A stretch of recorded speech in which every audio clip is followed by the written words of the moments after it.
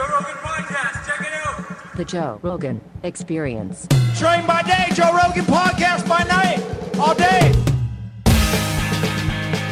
All right, we're up and rolling. Magnus Carlsen, ladies and gentlemen. You want some coffee? No. Oh, this is water. We have, Right, tell Jeff to excellent. bring in the coffee. Forgot to bring in the coffee. No, No worries. I'm good with water. Well, I need coffee. I'm going to keep up with you, buddy. And, of course, Tony Hinchcliffe is here, who's a gigantic chess fan and just creamed his pants yesterday when I told him you were coming in. And then immediately I said, you got to come with me. And so Tony's here as well.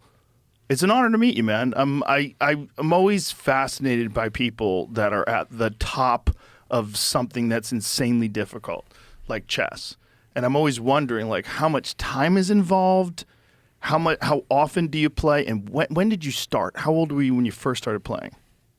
I think my dad is an avid chess player, so I think he thought that I might have some talent. So he taught me pretty early at around 5 years old. But at that time, I wasn't that interested.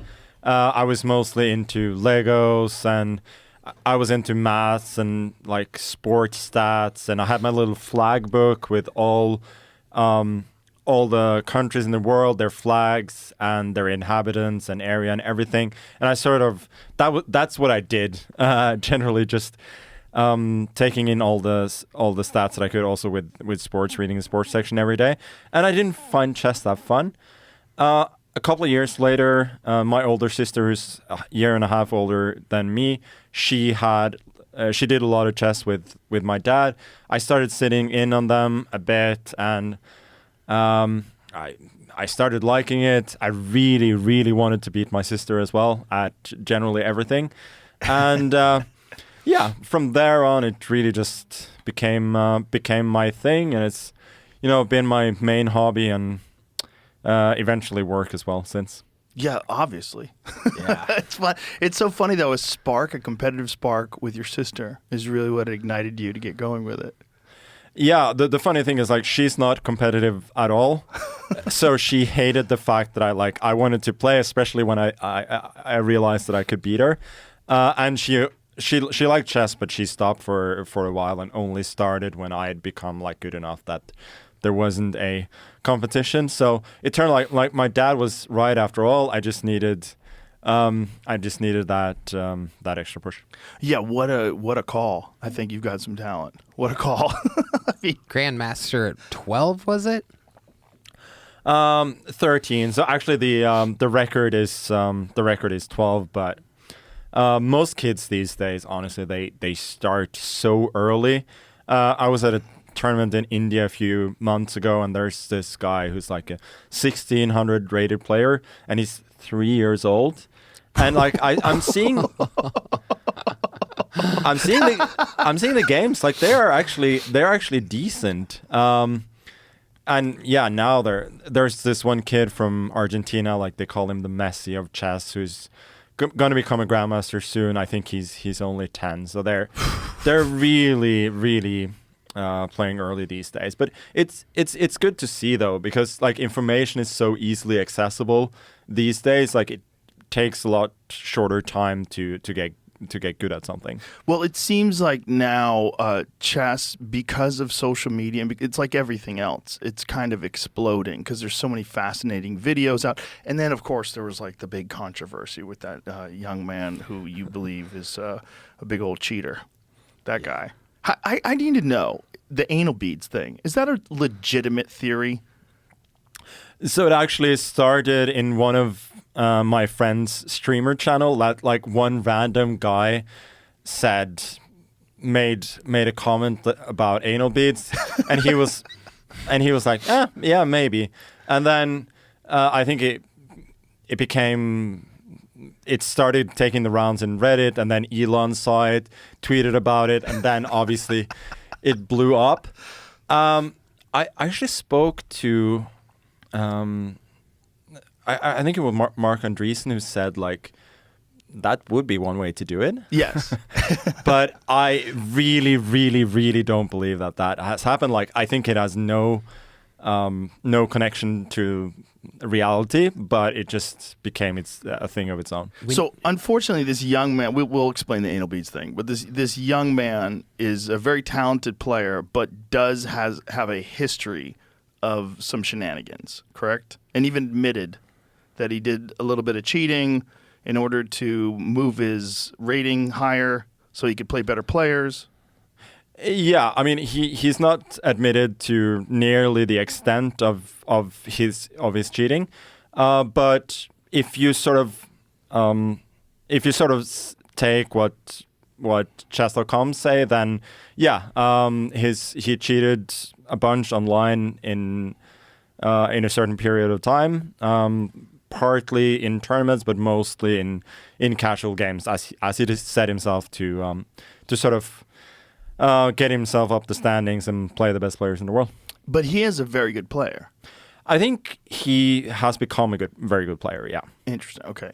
So what made you convinced that he was cheating in that particular game? And by what method do you think he could possibly have been doing this? Could you hear something? Was it like burnt? You're hearing vibrations? You see his seat shift. Yeah. You're smelling something? There's a whiff of something in the air? Yeah, I mean, that would have been the smoking gun, I suppose. But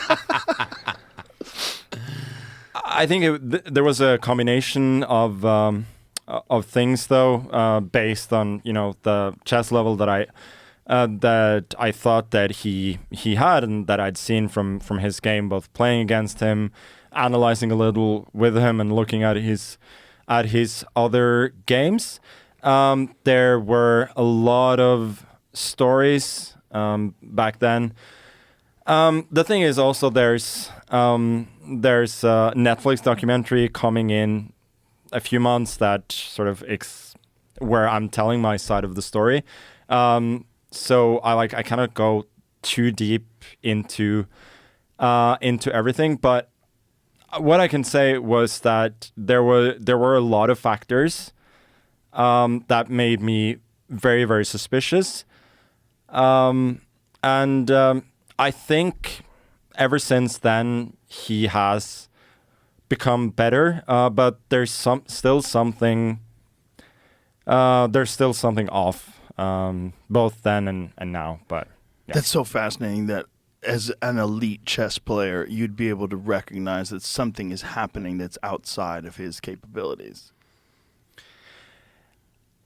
Again, I'm not ruling out the factor that chess players are becoming more and more paranoid, because we do have chess engines that basically have perfect chess, right? Like anybody with their phone can, as I think Elon tweeted to Gary once, like, my iPhone can beat you at chess, which is the truth. And this means that anybody having access to information, it's incredibly dangerous. And I think top level chess has been a lot based on trust. And whenever you have outsiders whom there are these stories about, everybody gets a bit jittery. There's like people who either like they burst onto the scene, then they establish themselves, and people know that they're legit and so on. It's not a problem with him specifically. I don't know. It was. It's just.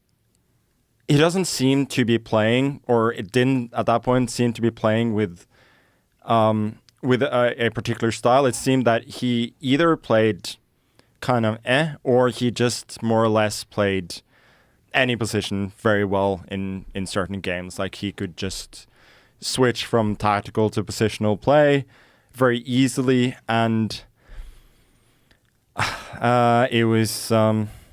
Yeah, it didn't smell good to me. It still doesn't, but to some extent, like he had his lawsuit. We've all kind of moved a little bit on. I think I don't trust him. A lot of other top players still don't trust him. He certainly doesn't doesn't trust me or chess.com or Hikaru or whomever he felt wronged by. But it's the problem is, like, once someone admits that they cheated a game, especially a game that has a lot of trust in it like chess, you're always going to think, like, is he cheating now? Always. But the question is, like, what method? Like, what do people do? So if you're sitting there, you have no phone, your pockets are empty, like, what could you be doing that could possibly be aiding you? Well, first of all, like an invisible earpiece that people use for exams and so on. Like, But he would have to have a partner. With that, yeah, right? he would, yeah. Yeah. That would not have been detected by the security system that they used at that tournament. They amped up the security after the whole thing Do they, like, happened. check your ears? They start checking our ears, and then we had a live tournament in Paris last year where I played him, where there was proper security, where all of these things would be picked up, and he didn't play to nearly the same level there. So I think I'm not an expert in all of that, but that's what I've heard from people, that's like the most obvious thing that it could have that someone could have done, and it wouldn't be really that hard to pull off, considering the kind of security we have at chess tournaments.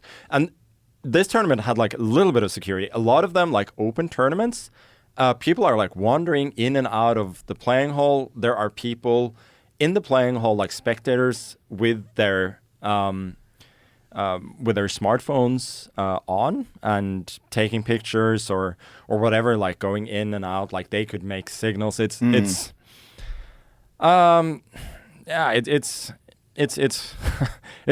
It's a big problem in chess for sure. Yeah. So the anal beads thing, for people who don't know what we're talking about, the theory was that he had vibrating anal beads that would somehow or another, through some sort of code, explain to him the moves. And I've thought about this for a lot longer than I care to admit. Like, what kind of code are you getting from inside your butt that you're like, okay, got it? Well, it would be like, C4 or whatever. Like, it could tell you by... How would it say it in your butt, though? Well, I mean... It's Morse code? I'd have to show you. Luckily, I brought one. Yeah. I have some in right now. No, it would be like, it would buzz, right? It would buzz the letters and then the numbers that would indicate where you would move, and there would only be a piece or two. So, like, the first three vibrations would be letter C, and then, yeah, okay. It's just a sort of technological version of ways people have cheated before. There was a scandal back in 2010 where the captain of the French team was helping one of the French players by cheating. He was basically just standing in certain spots around the table to tell him where to move. Oh, wow. That's crazy. Oh, wow. Dirty people out there. It's wild. Well, it's such a competitive thing. Whenever you have competitive things, you always have people that just want to win at any cost, right? Yeah, it's also funny that one of his teammates from that tournament worked with me for a long time, and he told me like this guy was like going out every night, not taking the tournament seriously at all. But he had a good reason. Like he knew he was gonna. He's partying. He knew he was gonna win. That's hilarious. Yeah. So is that the most egregious form of cheating that you've ever seen or heard of? No, I actually played an open tournament in Denmark about 20 years ago, where there was a guy who was playing Grandmaster in the first round. Like, this was not a very good player, and he came drunk to the table and just literally pulled out his phone and opened a chess program. But of course, like, he was immediately so that wasn't, of course, nearly as nefarious. But yeah, that's just a moron. Yeah, right? yeah, he was just probably some other issues there. There's just it is such a fascinating game because it's impossible to play if you're dumb. Like, there's games that you could just be a savant, like an idiot savant. But chess is like, it's the most impressive thing for people to be unbelievably good at. I don't know. I think you can be dumb and be like fairly good at chess. I think it like some intelligence certainly helps, but after all, a lot of chess is about learning patterns, right? And basically anybody can do that. So like applying them at a higher level, learning how to evaluate and so on, that sort of is what sets the really the best players apart from merely good players. But I feel like anybody could become quite decent at the game. But I do love the fact that there are no coincidences, like there are no outside factors. Well, if you don't talk other than cheating, of course. But it's just you're either outsmarting your opponent or you're getting outsmarted. So for a guy like you that excels above all, what is the difference in your preparation? Is it just simply who you are as a person, you think, or is it something about the difference in your preparation without giving away any secrets, obviously? I'm like known in the chess world for being like a little bit lazy, I think. The thing is that Can I pause you there? Yeah. What do you mean lazy? Like, how is that possible? No, the thing is, like, I've never been the kind of person who wakes up in the morning, works 6-7 hours and chess like a normal job, and then because a lot of them study computers. Yeah, and stuff. exactly. Like I think about the game all the time. Like I play online. I look at games. I may read some. Do you ever play anonymously? I used to do that all the time. What a bloodbath that must be. Yeah. But I think I got humbled one time by this Russian Grandmaster who somebody else asked me like if a certain account on a certain website was me, and I was like, yeah, I don't know, like I don't know who that is. And this guy went like, yes, that is you, and he listed up like 5 other accounts that I thought nobody knew about. Wow! That were also me. By the way you play? Yeah, I think it's playing strength, playing style, because I tried to switch up my openings on different accounts to not make it obvious that it's me, and I have like a style where I switch that up a lot, so it makes it a bit easier. But I think you could just tell by the playing style. So that is crazy. These days I play with my my own name. I don't really care about that anymore. Yeah. So do most professional players study chess all day long at the highest level? I think quite a few do. I mean, I don't know like people's day-to-day activities. So you guys don't talk about it? Not that much. The people that I've worked with, they certainly study chess a lot. But others, I'm not quite sure.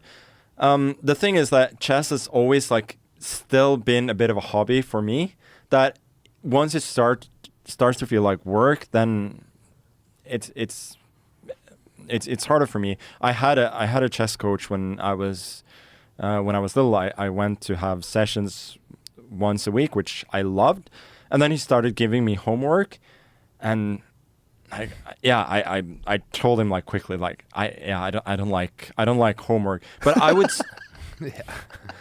but I would still spend a lot of time like reading books, playing online, the things that I still do, but I would do them for fun.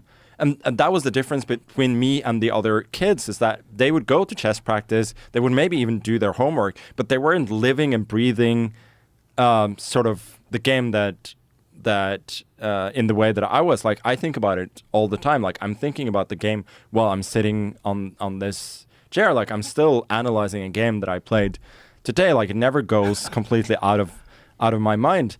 And I think a lot of very good chess players do that, but like casual chess players, no, of course. So maybe the thing is discipline versus enthusiasm. Enthusiasm causes obsession and enjoyment, which probably leads to better retention of information.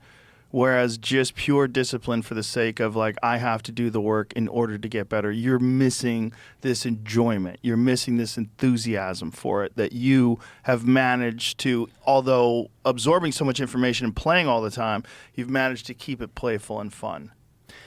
I think so. I think this is definitely the way that works for me. Maybe for others, I think for anybody, like if you want to be great at something, you have to be obsessed with it. Yes. And it has to come from within. Like nobody can. Maybe in certain sports you can get that good purely by very, very targeted practice and a lot of hours, but I think for me it's just the way that it works, and I do like process even though like I don't necessarily study, like I don't deliberately practice all the time, I still process the information. So it's still whatever the method is, it certainly works. But it's interesting because you've been able to excel above so many, and it makes me wonder, like, I always am fascinated by whether it's a Tiger Woods or whatever the athlete is or whatever the game they play, what separates the very best from everyone else. Like, I know in martial arts, there's a series of factors that have to do with genetics, training, coaches, sparring partners, and then ultimately discipline and drive. But with chess, it's all mental. Physical has nothing to do with it. So do you think it's a genetic thing? Do you think you have a unique mind for chess? Do you think it's this balance that you keep with enthusiasm and obsession? Like, what do you think separates you from everyone else? I think it has to be a variety of factors. I think there's no doubt that I'm incredibly naturally gifted at the game. Like otherwise, I wouldn't have come this far. And my dad is incredibly good with numbers. He started playing chess quite late, but became became decent. Like my mother was quite smart, and my sisters are very intelligent too. So like it's clear that there are some good genes, and I just I happened to find also an environment early on where I lived near Oslo, which had probably the best chess environment there was in Norway at the very least, where there were I had access to coaches, and I had access to like a little training group of other ambitious kids. After that, I think the most important thing that I've done is that I haven't really listened to people who want me to do things like a certain way, because that's the way things have always been done, especially with the Soviet chess school that was the dominant one for so many years. So I've always sort of gone my own way, tried to have as much fun. Everything has to be about enjoyment. And yeah, I cannot tell you why, but I just like understand the game better than the others. Like I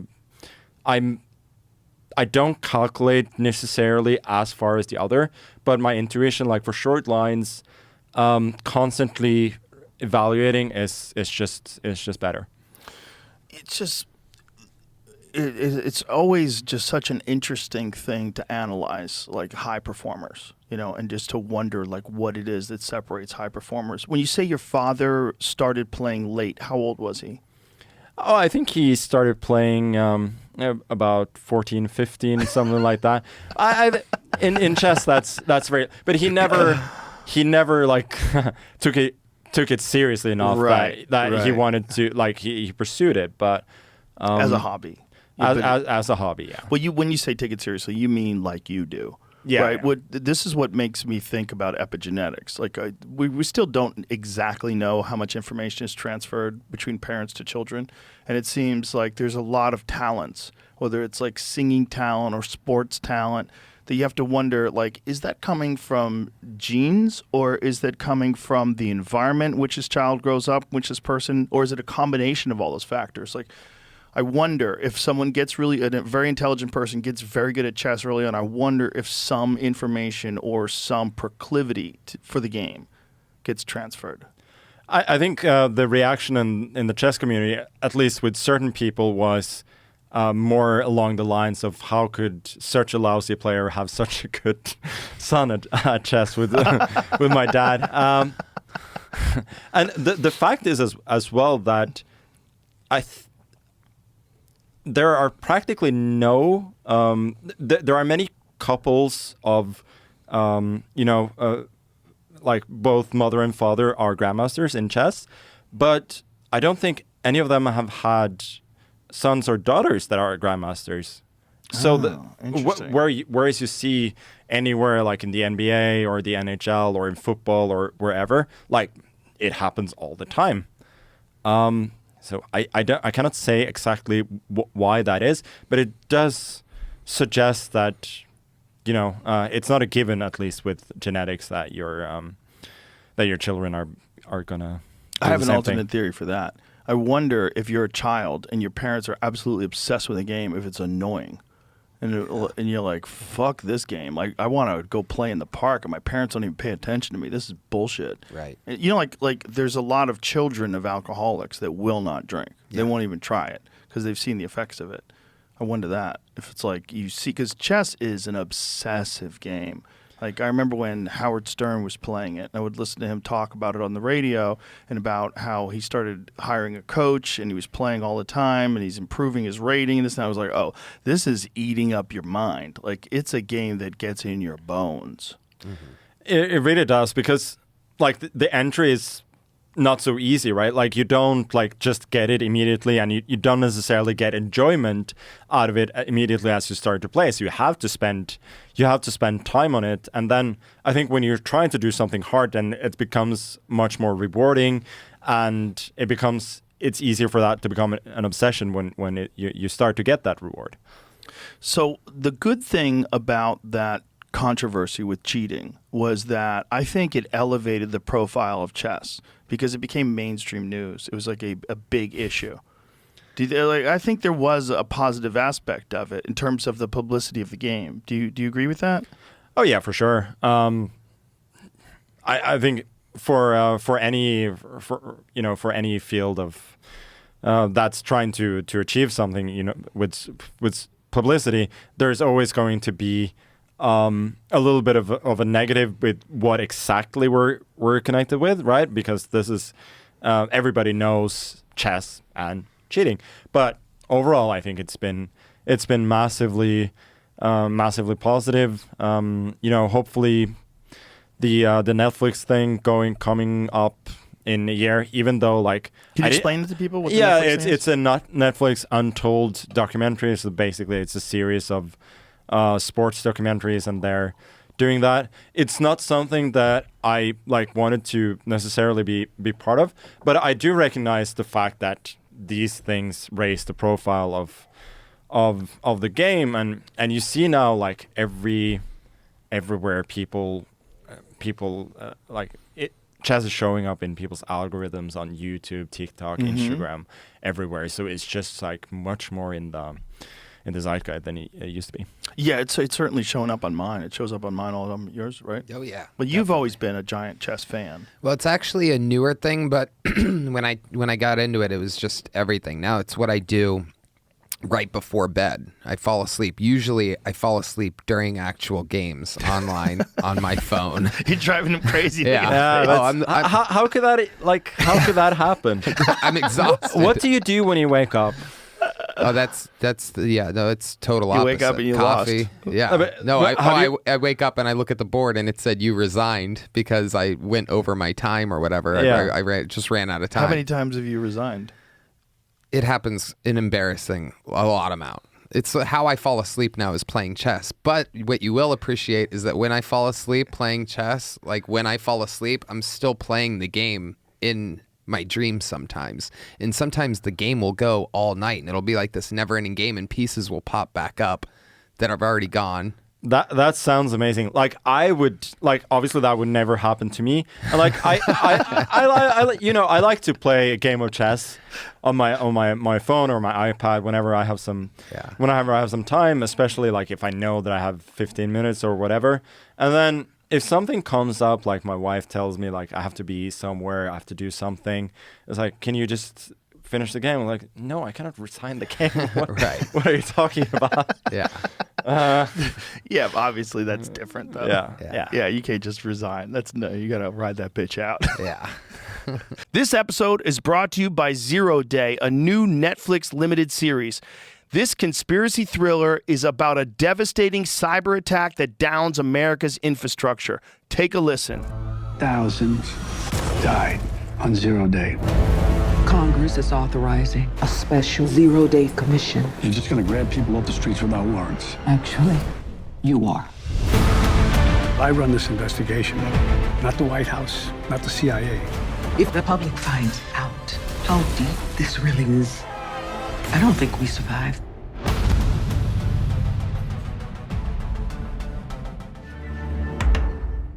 Robert De Niro is absolutely legendary in his first TV series, and you don't really know if he's the good guy or the bad guy till the end. 0 Day has an incredible supporting cast, including Angela Bassett, Jesse Plemons, Lizzie Kaplan, and Connie Britton. 0 Day is now playing only on Netflix.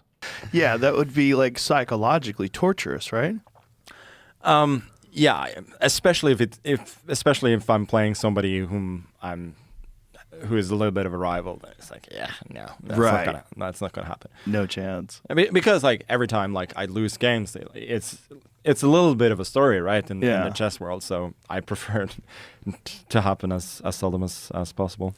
I played a little bit of chess when I was young, but I never really got into it. But my real introduction where I got fascinated with chess was actually at a pool hall.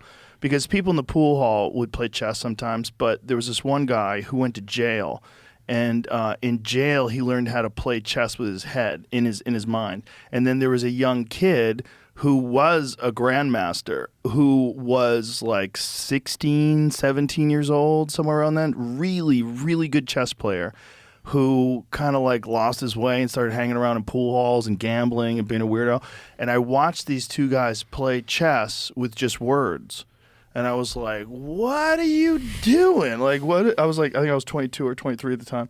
And I was like, what are you doing? And they were explaining to me that they're playing chess, memorizing the board in their head.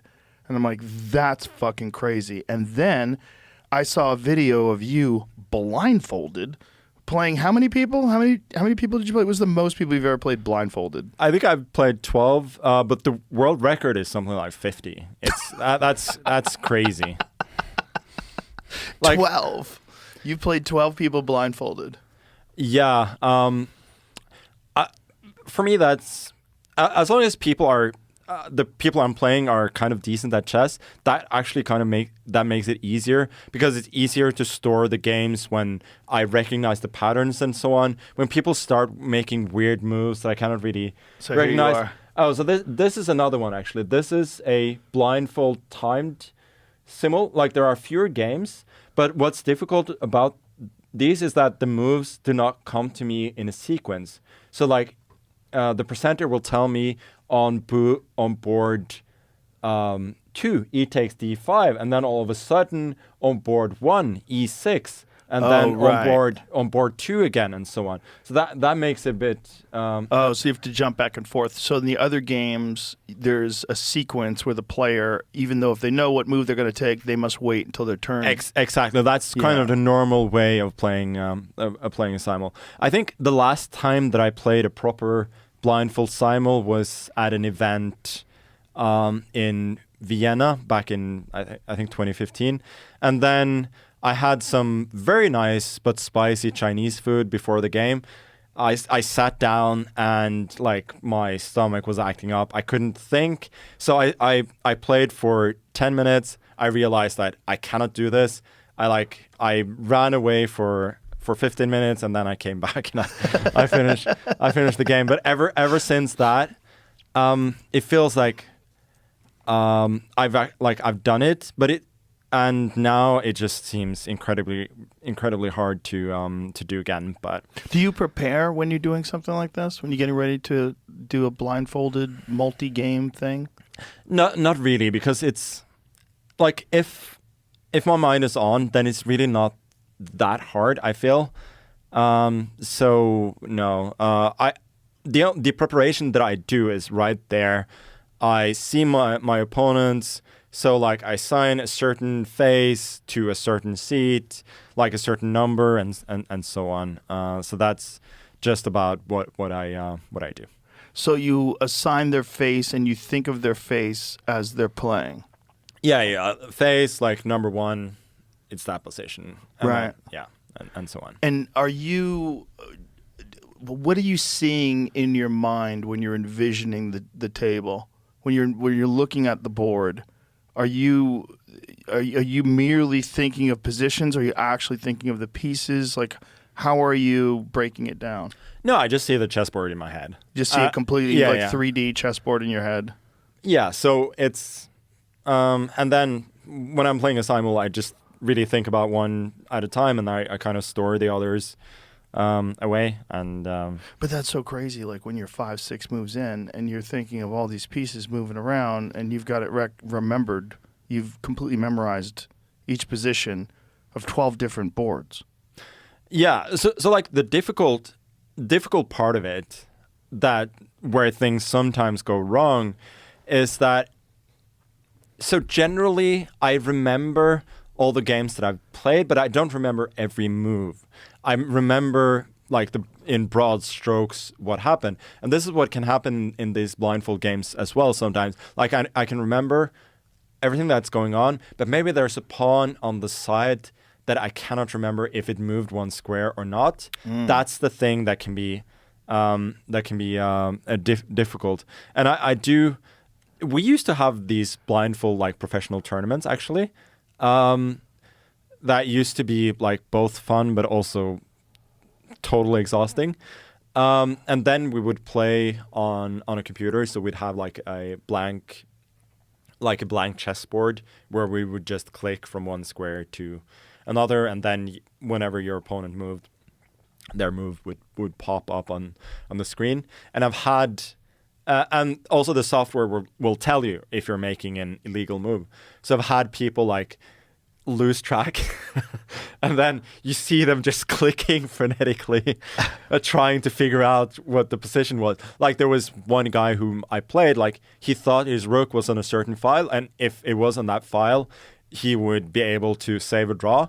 So I think he tried every single rook move on that file hoping that the rook was there, but like obviously I knew that it wasn't. But yeah, overall, I feel like, honestly, like blindfold chess is a bit of a party trick in the sense that for the very top players, it's not that hard.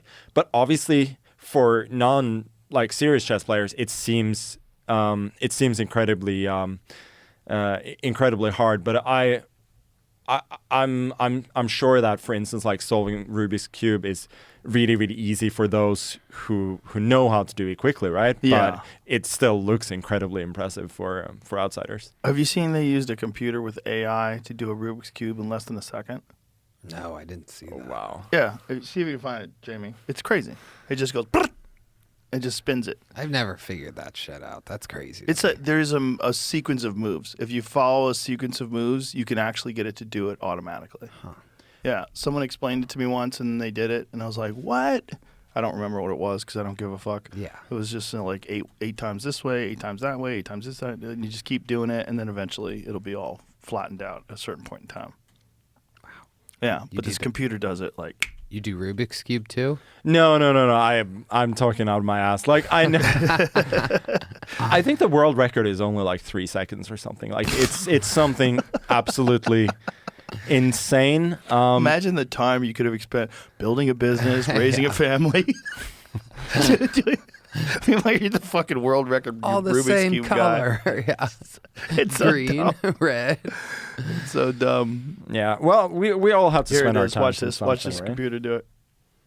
Wow. How crazy is that? Ready? Ready? Go. Yeah, less than a second. Wow. That's crazy. Show it again in real time.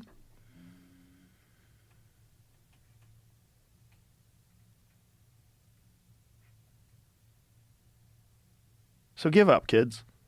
Give up. Give up. The computer figured it out. That's a dumb game. But do you play other games as well? No, not that much. My parents sort of brainwashed me when I was young into thinking that computer games are no fun. And Really? yeah. But you're a grown man now. You've realized that's a lie. Yeah, I have, but it's I can still, see you Call of Duty fucking people up No, with headphones on. The thing is, like, I actually got a I got a PlayStation recently, but like my wife is playing GTA and all of these FPS games, and I'm like playing some chill FIFA or something.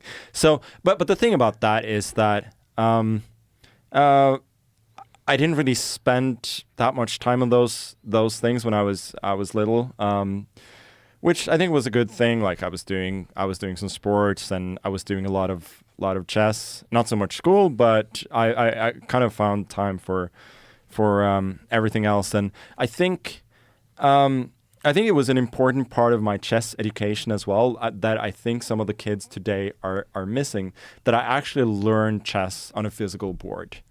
I was able to practice from a fairly young age playing online, but I wasn't allowed to use the computer for more than a couple of hours a week, right? So I had to spend them really well playing chess. Otherwise, I would just sit there with my board, with my books, and try and figure things out. Yeah, the thing about video games is the narrative was always video games are a huge waste of time, and if you do it, you're not going to get anywhere in life.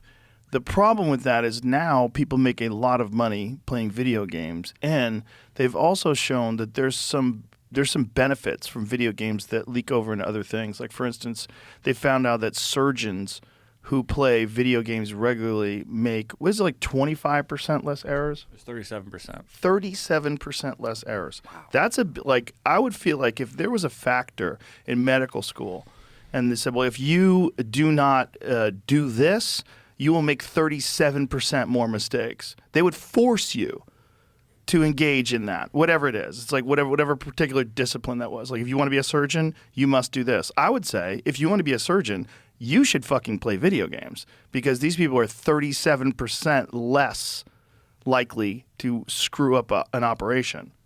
That's why I'm not a surgeon. But I'm saying it's like video games are not necessarily a waste of time. And they've also shown there's cognitive benefits that can be gotten from playing video games on a regular basis. Things that which does make sense, but it seems like a frivolous pursuit, whereas chess is like a noble and very respected pursuit. I'm glad you say that. Like we've officially that is what chess has, though. That it is very respected among the general population, and it does have that different standings from another a lot of other games. It's like I'm not here to shit on video games for sure. Like I know like you do that.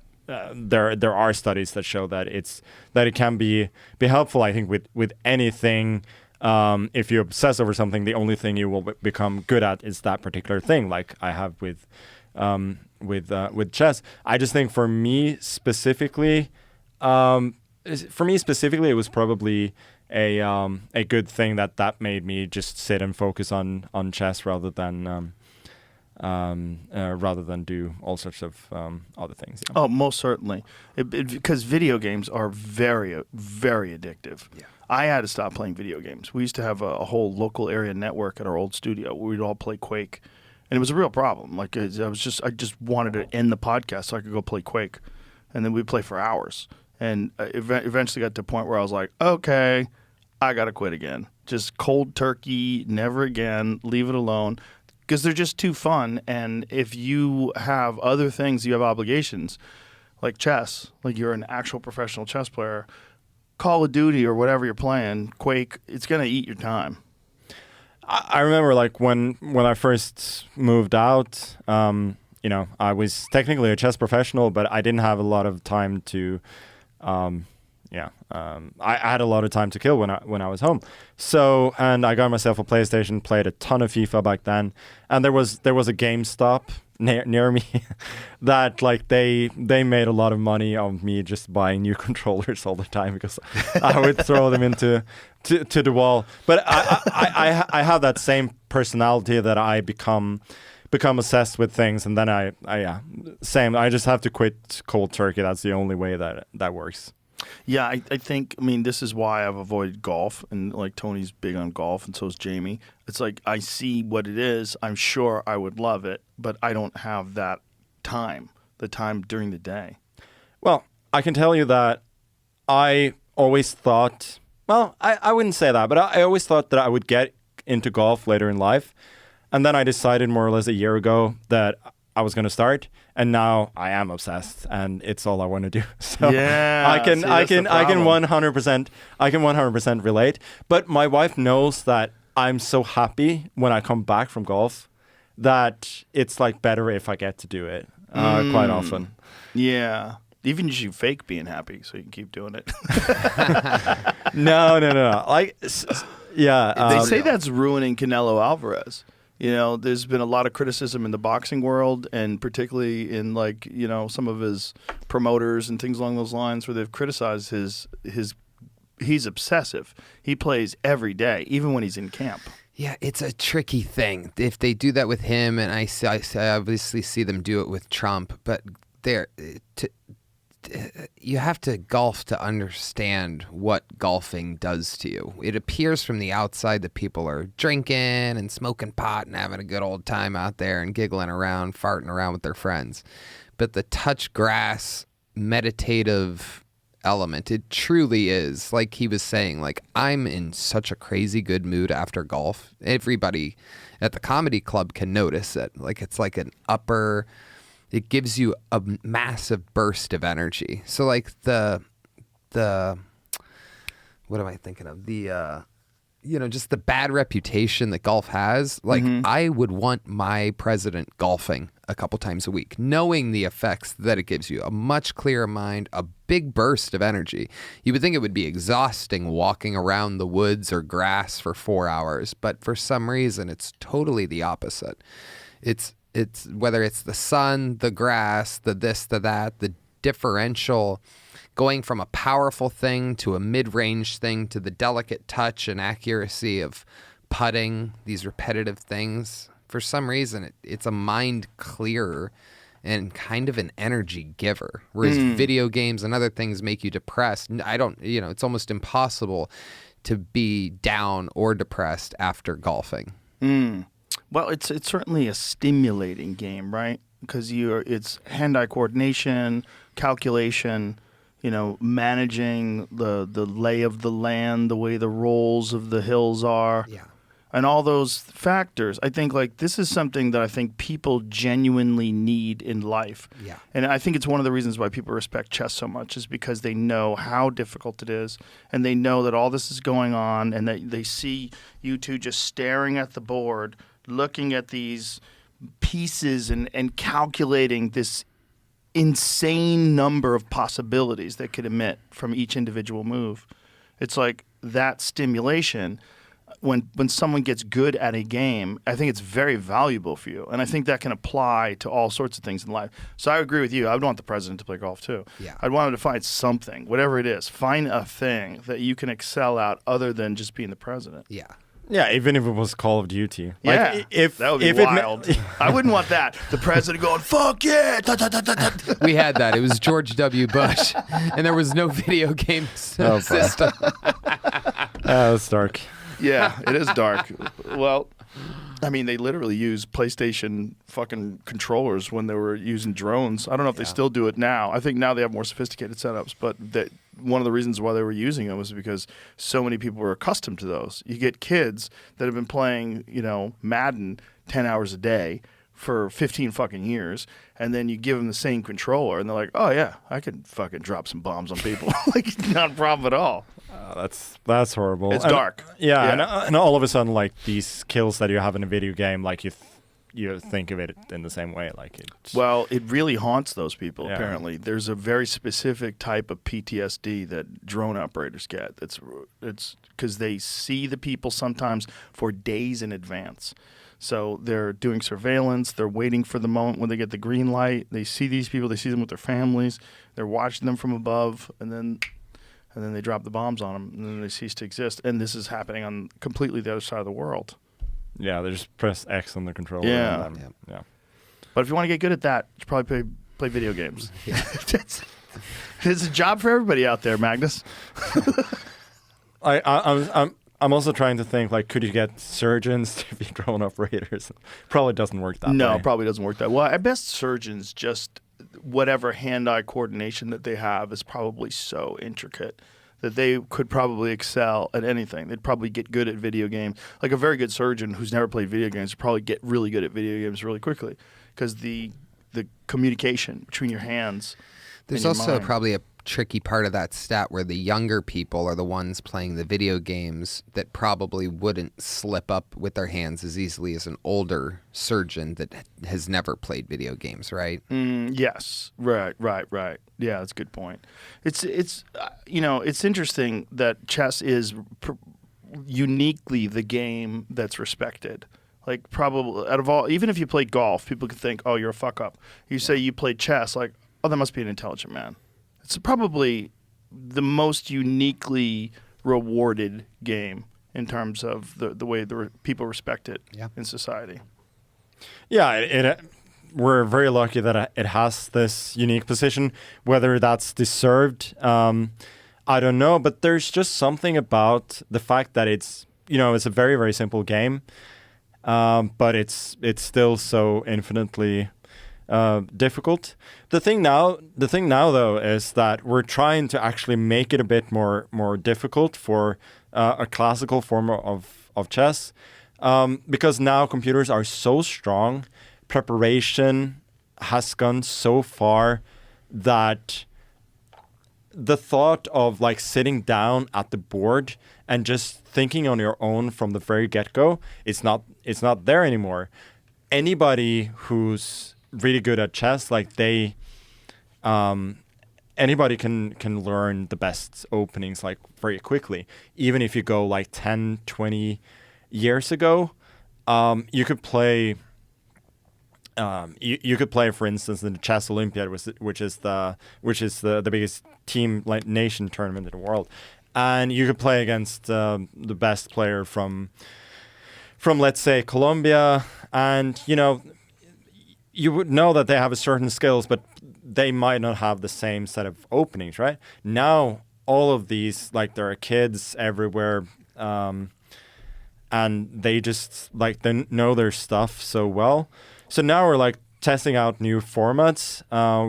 One that we call freestyle, which is basically there are 960 possible starting positions if you shuffle the pieces on the first rank. And basically, like, you start out...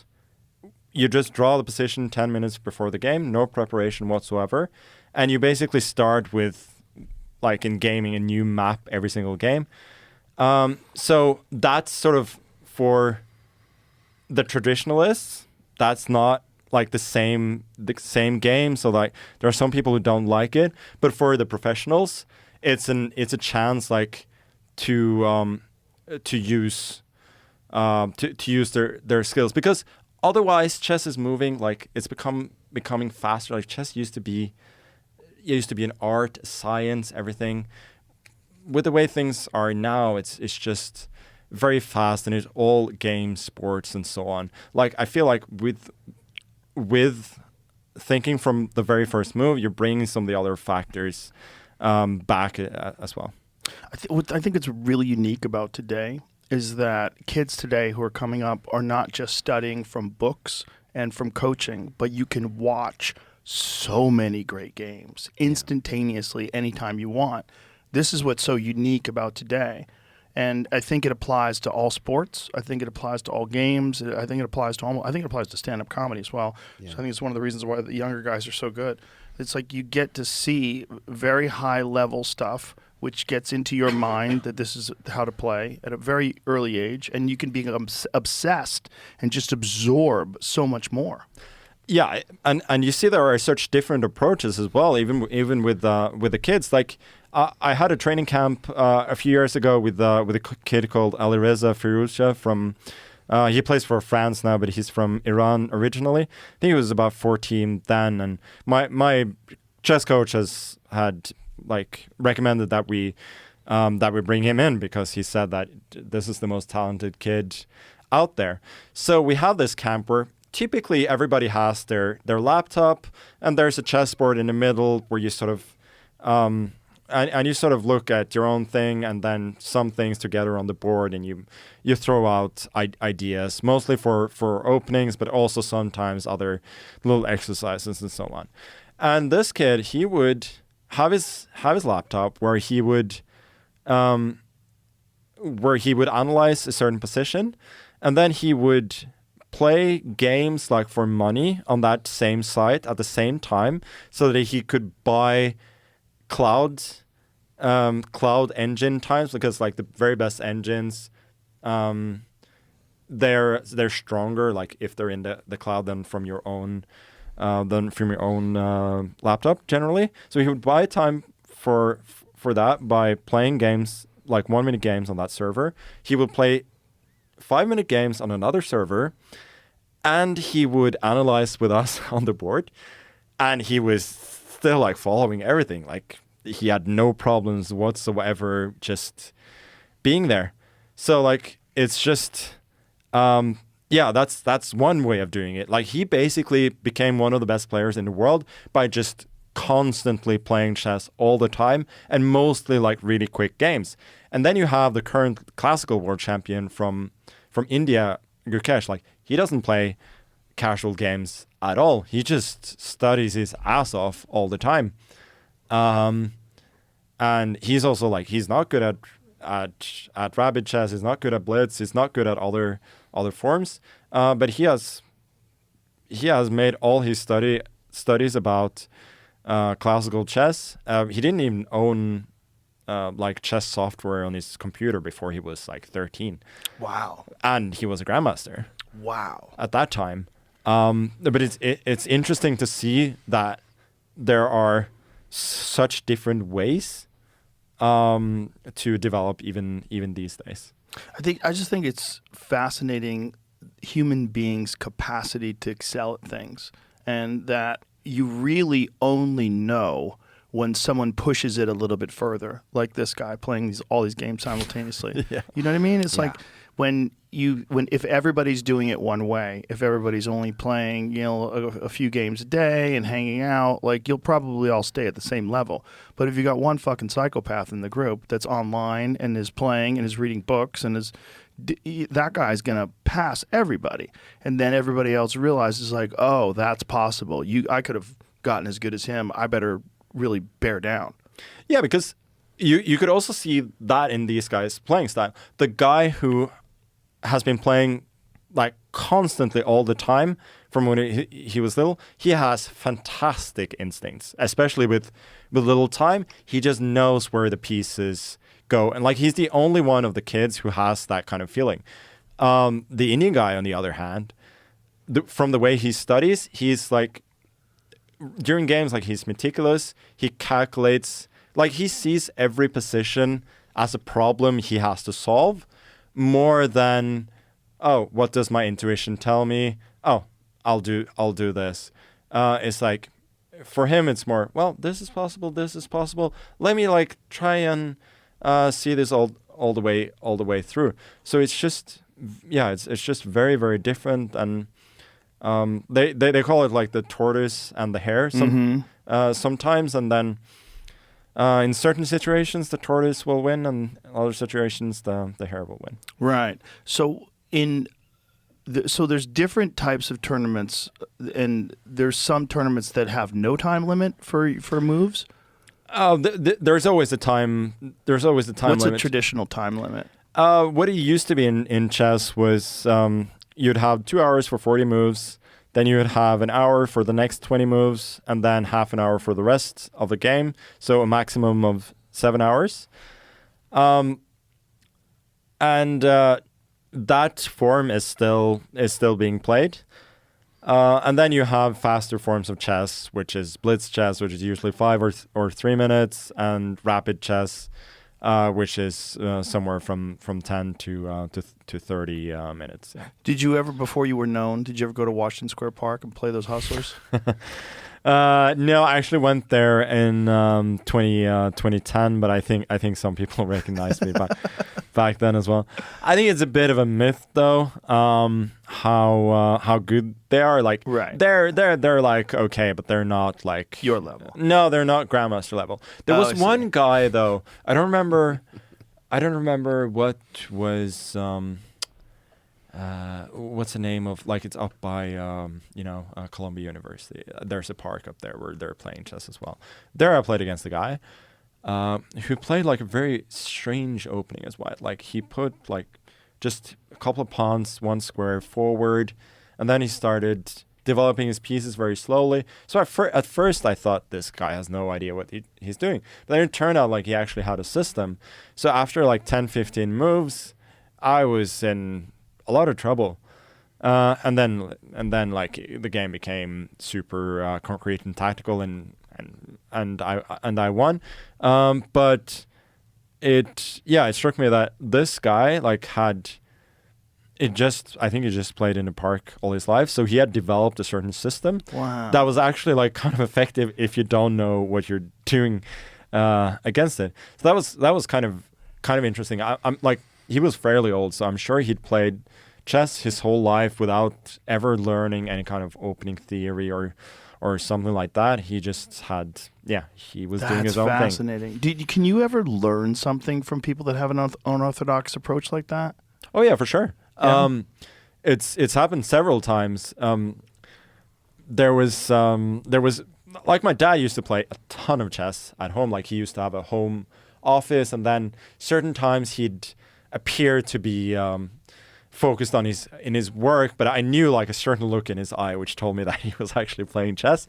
So I would go over and watch. He was like, no, go away. And then at some point where I was already a lot better than him, he played a certain opening as white, and I told him like, what is this opening? Like, where did you learn this? And he said, well, you taught me the very same opening, but with the black pieces. So I thought I was going to play it as white, like with one tempo more, right? Because you're moving first. I was like, I'm one of the best players in the world, and I never thought of that. So I actually took up that line, and I used it. I used it with success against some of the best players in the world. Wow. So I don't know if that variation has a name. Like, I've seen some other players play it afterwards as well, but I just call it the Henry Carlsen variation. That's really interesting. Yeah. Your dad must be pretty proud of that. He is very proud. It's funny though that my dad and my sisters, two of my sisters, they played a bit of competitive chess as well.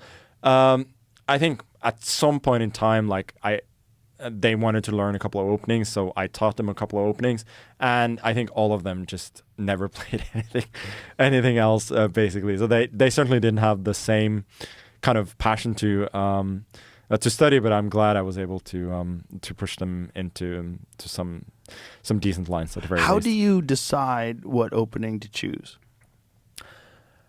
And do you ever decide an opening and go, fuck, I shouldn't have done that one? Yeah, it's sometimes. Honestly, sometimes I don't know what to do, so I just randomize, because I think at a certain time, like, you might think that against this opponent you should play a little bit of more of an aggressive opening, but then maybe I feel good about my tournament standings, so I don't want to mess that up. So it's easy to go for a safer approach when like the optimal approach would be a bit more aggressive. And then like if you randomize it, then you will occasionally go for the more aggressive approach. So that's what I sometimes do. It's just I randomize it, and then I just sort of accept the outcome, and it makes me more unpredictable. It makes me harder to prepare against as well. So that's what I sometimes do. It's not going to be out there, but it's going to be between like 2 or 3 options that I think are roughly equivalent. They're just stylistically different. So when you say randomize, like, how many openings do you have that you pursue on a regular basis? Oh, it's hard to say. Probably with whites, I have like 5 or 6 options that I can go to, but only like 2 or 3 that I feel really good about. And I think similarly with black. So, and then when you randomize, you just go in your head and one of them stands out for you and you say, okay, this is it. No, I just like have an app on my phone. And Oh, really? I just It's a roll real the dice. Yeah. Oh, wow. Wow. Wow. And I think, honestly, a lot of people could benefit from that, because you agonize over these minute decisions. Like, you spend a lot of mental energy before a certain game agonizing over what opening you're going to play. And if you know that you're going to make a decent choice, but you leave all the agonizing to like there's nothing, because it's left to chance, it makes it a lot easier. That makes sense. Wow. Now, you were saying mental energy. You were talking about the spicy Chinese food incident, but do you normally have a method of, like, when you eat, vitamins you take? Is there certain things that you do to optimize your clarity? Yeah, like if I'm playing an early afternoon game, for instance, like starting at 1, I try to eat like one big meal before that, which is generally like a big omelet with some kind of salad. And but you eat pretty clean before a big. Yeah, I usually do. Sometimes, like after games, like I will eat something, like even some desserts and so on. But before the games, I try and keep it fairly clean. And I actually learned that when I was little. Like sometimes, like my parents, they were generally quite strict about sweets and so on. But sometimes I would eat sweets during tournament. Then my blood sugar would drop like crazy, and I would start making mistakes. And so that's something that I learned quite quickly that I shouldn't do. Do you ever mess around with vitamins or nootropics or anything like that? Things, nutrients that help memory? No, I think I think it's a little bit about the way that I was raised. Like, I never take medicine unless I kind of have to. I don't really take supplements or anything like that. So I probably should. Like, it's not a bad idea. Like, my wife is half American. Like, she's completely different. Like, she takes 5 kinds of vitamins every single day. She's very meticulous about it. But yeah, I don't know. I've never just get her to make you up some little packets. Yeah, maybe. I think it'd probably have an impact on you. I mean, it's extraordinary if you think about how good you are without it. Like, any little thing that could give you a very slight edge. And I think that vitamins for sure give you a slight edge, particularly in nootropics. There's a bunch of different vitamins that have been shown through clinical trials to improve cognitive performance. Theanine, there's acetylcholine, a bunch of different things that enhance memory that are essentially just nutrients. What's the new thing that people are doing, like keratin or something like that? Ketamine? No, not ketamine. But, no, it's not ketamine. Creatine? Creatine, yes. Creatine was a bodybuilding supplement that was almost akin to steroids in the 1990s. People would think it was cheating, and then they realized, well, it's just a component of food. But one of the things that creatine does that's very extraordinary is it aids in performance when you're sleep deprived. So if you ever find yourself sleep deprived and you have to do something where you have to use your mind, creatine is a fantastic supplement for that. Well, I mean, I woke up today and, like, I think my watch said it was that my sleep was, like, I got 15, like, I slept for 5 hours, but I got 15 minutes of REM sleep. Like, it was really, really bad. So that's what I could have, I could have used that, because I was playing a chess tournament earlier today. So I could have used that, but. Yeah, creatine is something that everybody should take. Men, women, children, everybody should take creatine. It's a really good supplement, super safe. And it aids in strength and muscle recovery and stuff like that, but it also has a lot of cognitive benefits. Just generally, just like a very good, safe supplement to take. What does it say here, Jane? Cognitive function. Studies suggest that creatine supplementation may improve cognitive function, including memory, attention, and reasoning. It may increase brain energy levels by boosting andosine triphosphate production, ATP, which is essential for brain function. Creatine has antioxidant and anti-inflammatory properties that may protect brain cells from damage caused by oxidative stress and neurotoxins. May help reduce. So it does a lot of different things. If you Google it, there's a ton of different benefits. I take it in gummy form. I take creatine gummies every day. They're delicious. It's easy. I just pop a bunch of 5 milligrams. I don't know. We have any of those Tri-Creates here? I don't think so. Yeah, I think I have them out there. But they're great. You know, it's easy. I put a bag in my car, take them all the time. I've noticed a difference.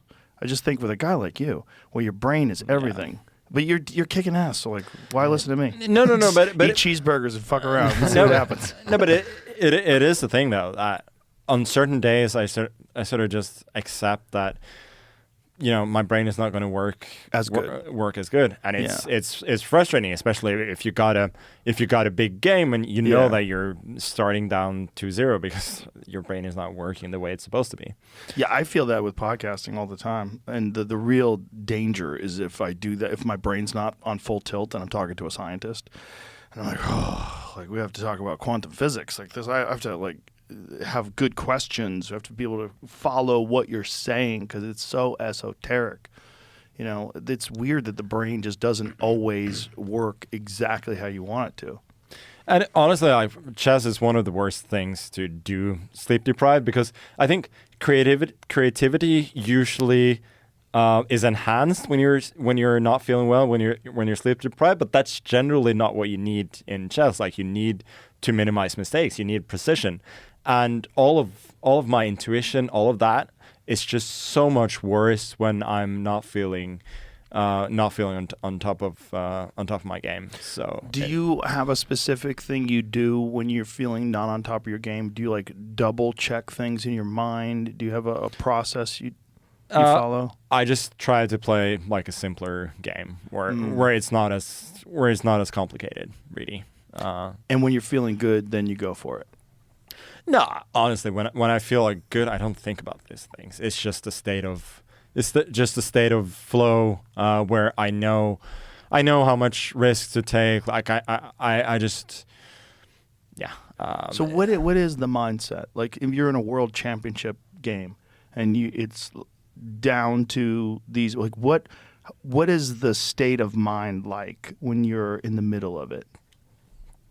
Honestly, when I'm at my best, I'm just like pure laser focused and I'm just calm and not thinking about anything other than just in the moment. Just in the moment, yeah. Just in the work is already done. You already know the game, so now it's just reacting and moving and calculating. Yeah, I mean, I had a game in last Classical World Championship I played in 2021 where the first 5 games were drawn. Honestly, like I could have probably been down at that point as well. 6th game was a super, super long game, almost 8 hours. And I think for the last hour and a half, 2 hours, I was pretty short on time. But I remember like I was just so focused and so calm. And afterwards, I was just like, yeah, I could have kept going forever. Like I was just there. And it was exactly what I needed. I ended up grinding out a win.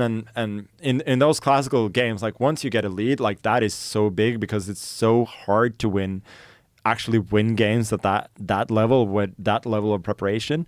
So that was really big. But yeah, I've only had, I feel like, a few days where I feel like I'm just like completely in the moment.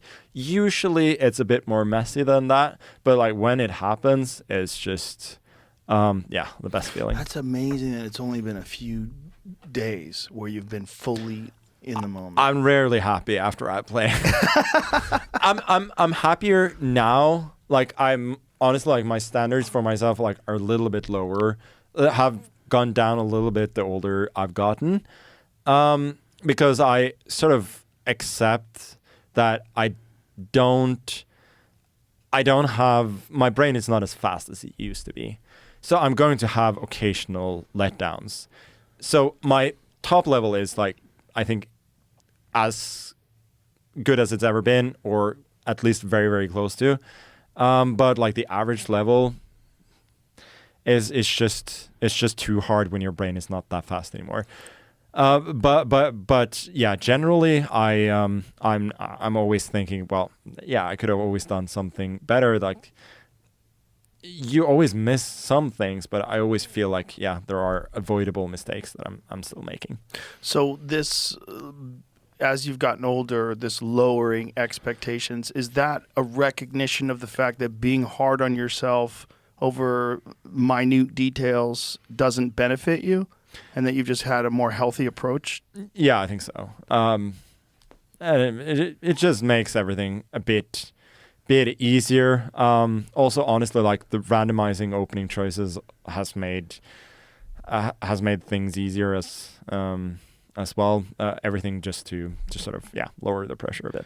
Have you ever consulted a mental coach or someone who works with people on mindsets to try to capture what is happening when you are in that complete total flow state of laser focusedness, and try to recreate that? Because there's a bunch of different mind coaches that will tell you for a bunch of different pursuits that what you have to do is, when you get to that state, whatever that state is, recognize that you're there, and then try to get a map of the territory and try to will yourself back into that thing.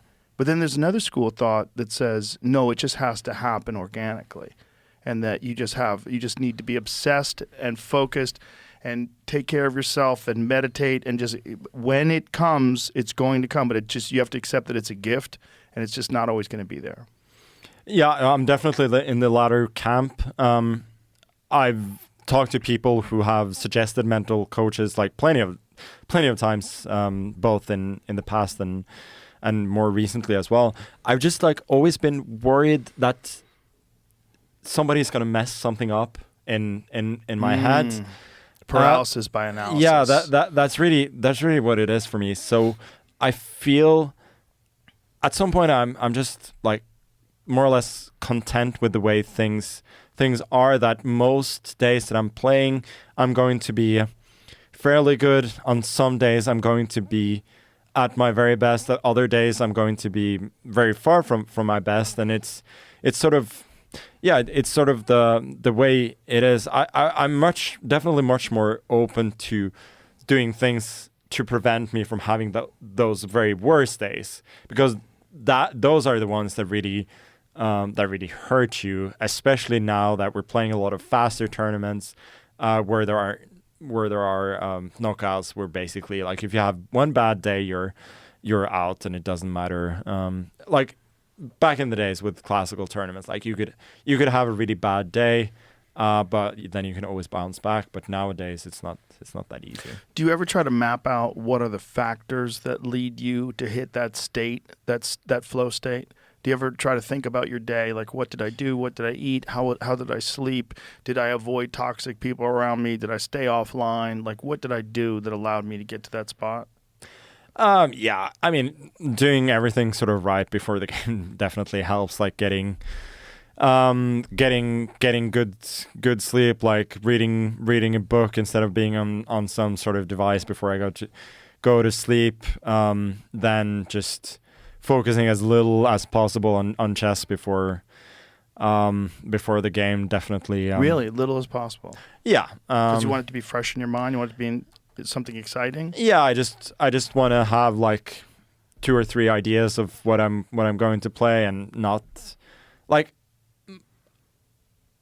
I just don't want to like use mental energy that I could have used on the game before. Right. So I think one of my better tournaments that I played, I used to play every year at this seaside resort in the Netherlands, and it's in the middle of winter, so it's not very resort-like. It's just rainy and windy, and there's basically nothing there except this big tournament that's been there for 80 years, and it's for 3 weeks every January. So for me, there's not there's not a lot to do. So what I would do like every day is I'd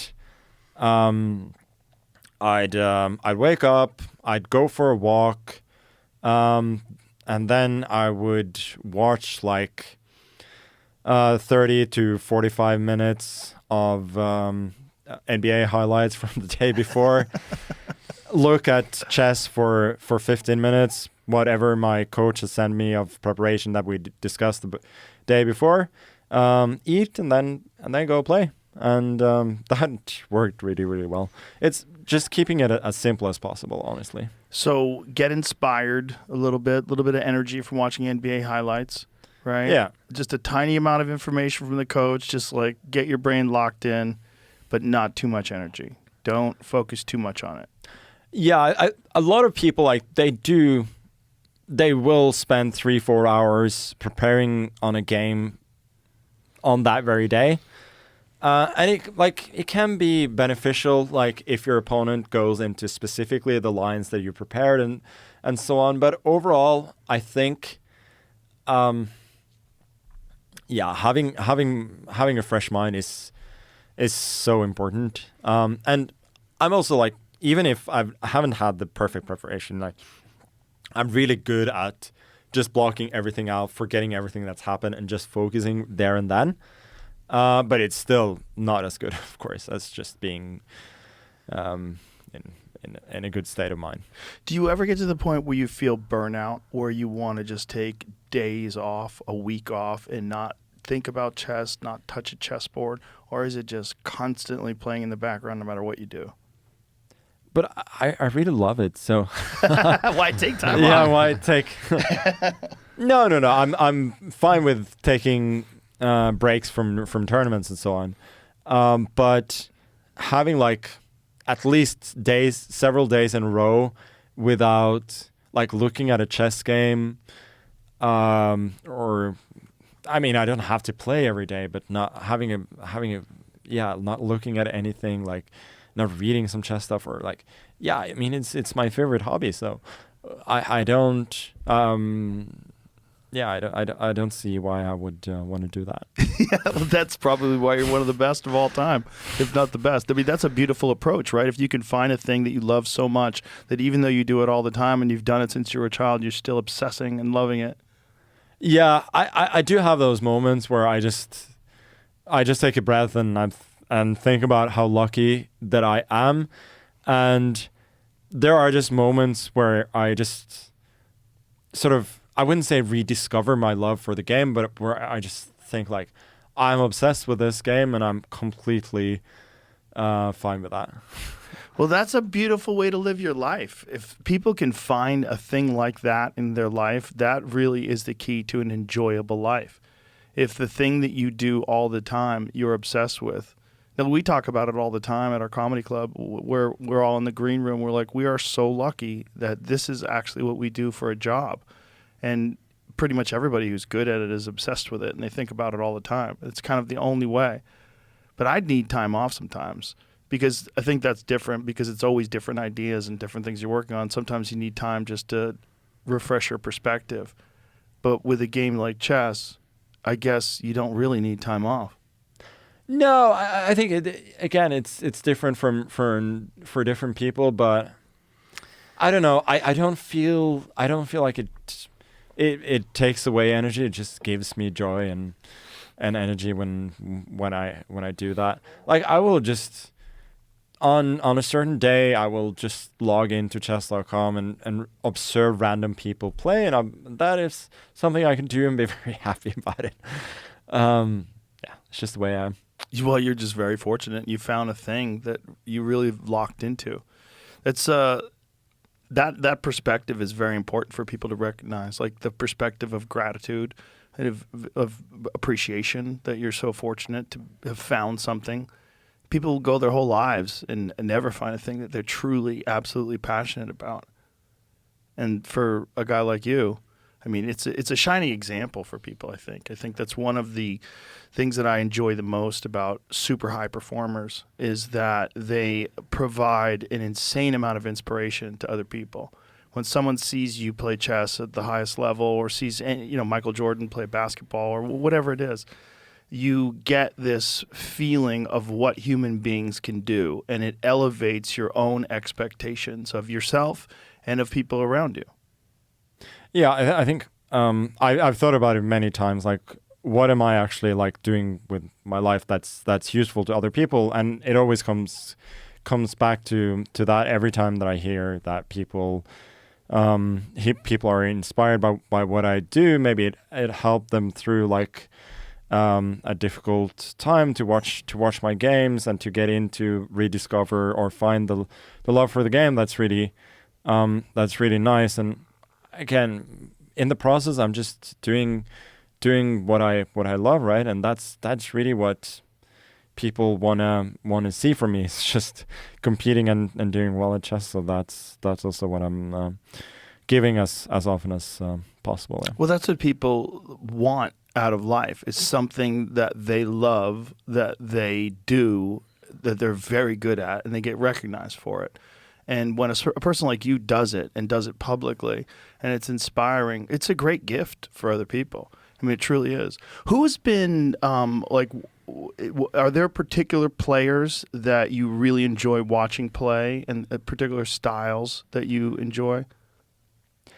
I think my favorite probably player of all time is sort of the young Kasparov before he became world champion. The thing is, like, what I find fascinating about that is that he played with a style that was so unique and so dynamic that I know that I could never replicate it. It's just not the way that I play. So that's something I admire a lot. Usually whatever I'm into, like, be it soccer or golf or basketball or whatever, like, I admire like what people do, not necessarily like it's about the people themselves. So that's the way it has been for me in chess as well. That I try to like learn from people's games and what they do, and when I talk to them. And I've been very fortunate about that, being able to study with Gary back in the day, and Anand, who was the world champion before me. Because it's only then when you study, like, you talk to them, like, you understand like how good they really are and how much they understand. For instance, with Anand, I had a training session in 2008 where we had both played a tournament where I'd done reasonably well, and he had sort of, towards the end, he had mailed it in, but he was preparing for the Classical World Championship. So I think I had 2 days off, and he was living outside Madrid. And so I went to Madrid for a couple of days because the other tournament was in the north of Spain. Then I went to his house, and as soon as like that training camp started, it's like something just switched with him, and he was just so focused. We played a bunch of training games, and from being this guy who seemed completely disinterested in this other tournament, all of a sudden, like, he was crushing me. Like, he had a massive plus score in our games, and it felt like everything we analyzed, he just had a much deeper understanding of the game. It seemed that he was faster tactically and everything, and it made me like appreciate like how good he actually was. Yeah. When you are playing someone like that and you're getting your ass kicked, does this inspire you and enact change in your game, or does it not change your game? You just do the same game but more focused? Yeah, I think it's more of the latter. It was just a reality check for me, because I thought at that point that I was ranked, I think, third in the world. I had very briefly been ranked number one already at that point, like for a week, and I thought before that I was maybe one of the best 2-3 players in the world, and it made me realize that I wasn't, and that maybe I was able to have better results than my actual level because of because of youth, energy, and optimism, right? And that made me it just made me realize that I have a lot to learn, and that I should be patient and not expect everything to sort of come that fast. Because at that point I'd had a year of more or less constant rise. I was it's just winning tournaments. Every time I would lose a game, I was just believe that I could strike back immediately, and I realized now that I was delusional. I thought I was a lot better than what I was, and that was probably why I was having such good results. Because you're so confident. Because I was so confident. But having a little bit of a reality check, I think, helped me later to actually understand the game a bit better. But I've still taken away that I think in chess, like, the optimal state when you're playing a game is somewhere between optimistic and delusionally optimistic. Because if you're realistic, you're just never going to be opportunistic enough to sort of exploit your opponent's mistakes. I think another factor is the way you analyze things, that you were able to say, I was a little delusional, and even though I'm doing very well, I got to trust in this process of growth and development, and that it is a very, very long process. Yeah, exactly. And like very soon after that, I started working with Garry Kasparov as well, and that made me realize that I know even less. And what can a guy like Garry Kasparov tell you that makes you know that you know even less? Back then, it was really like my style has become a bit more dynamic over time. But back then, I really, really lacked understanding of more dynamic positions in chess. Like you can have like more static or more dynamics pawn structures. Like if there are a lot of possible pawn breaks for both sides and both kings are under attack, then it's sort of more dynamic and tactical. Or it could be more about gaining some minutes positional advantages, and that's sort of what I was excelling at, the latter. And working with him, it just improved sort of the more dynamic part of my game a lot, and that helped me very much short term, and also it's helped me later because it improved my understanding of the game. My main strength is still more in the more static structures, but that work like made me so much more versatile, and I still definitely profit from that. What is a coach for you today? Like what benefit is a coach today? A couple of things.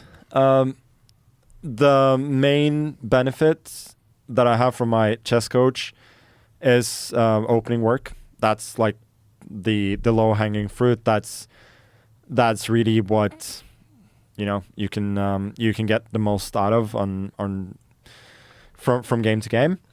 A couple of other things, like my coach is also an old friend of mine. He's Danish, so we can communicate in the same language. And he's also just as obsessed with golf as I am. So that every time like we have like a chess training camp, there's also a lot of golf being played. So those are a few things, but chess-wise, it's mainly about the opening work. Really. And so it's essentially, he's obviously very good at chess as well, but it's essentially bouncing things off of each other and going over positions. Yeah, and then he's very good at using chess engines to, to get slightly different results than maybe others do. Do you occasionally, or do you at all, analyze other people's games and break them down together? Not really. When it comes to analyzing other games, like it's it's more useful for me to look at what the engine is saying. So, like because now, the engines are just smarter than people. yeah, that they are, and I'm good enough that I can interpret what the engine is saying to like understand why a certain thing happens. So it's still interesting to analyze together as humans, but we always want to double check what we're saying with the engines. Isn't it fascinating that that's a gigantic factor now ever since Deep Blue, right? Yeah. So the thing about I know, like, I don't know if you talk to Gary, but he has this whole thing with Deep Blue. I'm not sure if Deep Blue was actually better than Gary, but it started the downfall of us humans when it comes to chess, and it's now been a long time where we've just accepted that our computer overlords are just a lot better, and there are serious benefits for improving players, for kids. Like, the engines help people improve a lot faster, so that's a great thing. Additionally, people watching chess games, like, one problem is that you cannot easily tell, like, it's not like one guy is being punched and the other guy is punching. Like, it takes some skill to see what's going on. But with the help of the engines, like, you could actually have a real-time score all the time, because it tells you who is winning and who is not. So it becomes a lot easier to follow as well. Because honestly, like, most people, when they can consume sports, they're mostly interested about who is going to win and who is going to lose. So now at least you can have that factor in chess, that you can see that. And it's very interesting for me to read what people were writing about computer chess 30, not 30, but like 50, 60 years ago and so on, when there was an actual discussion whether computers could ever beat a grandmaster at chess. And now it's very much settled, of course. Well, they had that same discussion about Go, right? Well, Go is much more complicated than chess. So, but I don't know what has happened since AlphaGo. If like the best masters are still a little bit better, or where the state is at. I think Go is better than everybody now. The computer is, but I think a new factor is that the computer has devised creative moves that were never used before, that have now been implemented. They're part of like general strategy, which I think they thought was very shocking. So see if you can find anything. Is it like about kind of that. bluffing moves, or I do not know, because I don't understand Go. I was just reading an article about the extraordinary leaps that AI has taken, and that one of the more shocking things was that it was able to beat the best players at Go, which they thought it was like a long time coming. Yeah, I mean, I watched the movie AlphaGo, and I mean, How long ago was that? That's like maybe like 6-7 years ago. See, in AI time, that's like Stone Ages, which is so crazy. And I think like a year or two later, there was AlphaZero in chess. So chess engines, they were always like kind of built by humans and instructed by humans. And then AlphaZero came along, and which is a neural network that just learned chess on its own, and it became more or less as good, or maybe slightly worse than the best traditional chess engines. What's interesting is that the neural networks played chess a lot more like humans. They were much less concerned about material factors. They were more about like positional play and long-term thinking and so on. Because it was not based on brute force in the way that that traditional engines would. And you would see funny, like, they have computer tournaments as well with the best engine in the world, and you will still see like Leela Zero, that's sort of the clone of AlphaZero, because they discontinued the AlphaZero project after a while. It will make like elementary tactical blunders. Really? Almost. That's crazy.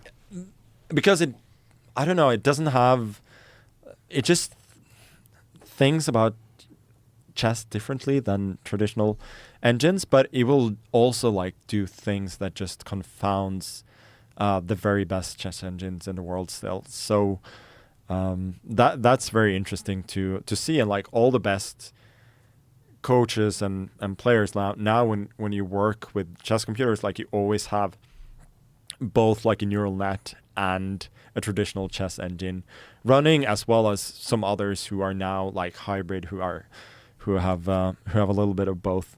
It's just fascinating that it would make blunders. Yeah, well, I don't know if it's something about its search. I really don't know. But it would also make some fascinating decisions, like when you promote a pawn, like you usually promote to a queen, because that's almost always the best, unless you sometimes want to promote a knight specifically to give a check, or sometimes to avoid stalemate. But that's less frequent. But then what Lila and AlphaZero would sometimes do is that they would promote to a different piece, because if it's a piece that's anyway going to be captured, just to give your opponent like a slight chance of making a mistake by making another move, which is something like a human would never ever do. But it's really funny. A little bit of a parallel to what's going on in Go, I think, with this gamesmanship that is going on with the new neural nets. So that's crazy that it would just trick you. Yeah, it would try and trick it. Like, it probably wouldn't trick a human, because a human would be like, that's weird. Okay, I'll just take it, whatever. But another engine, oh, okay. Well, I have another alternative that seems equivalent, more or less. Maybe I'll go for that. Wow. It's very strange. So what are the best programs that people play on?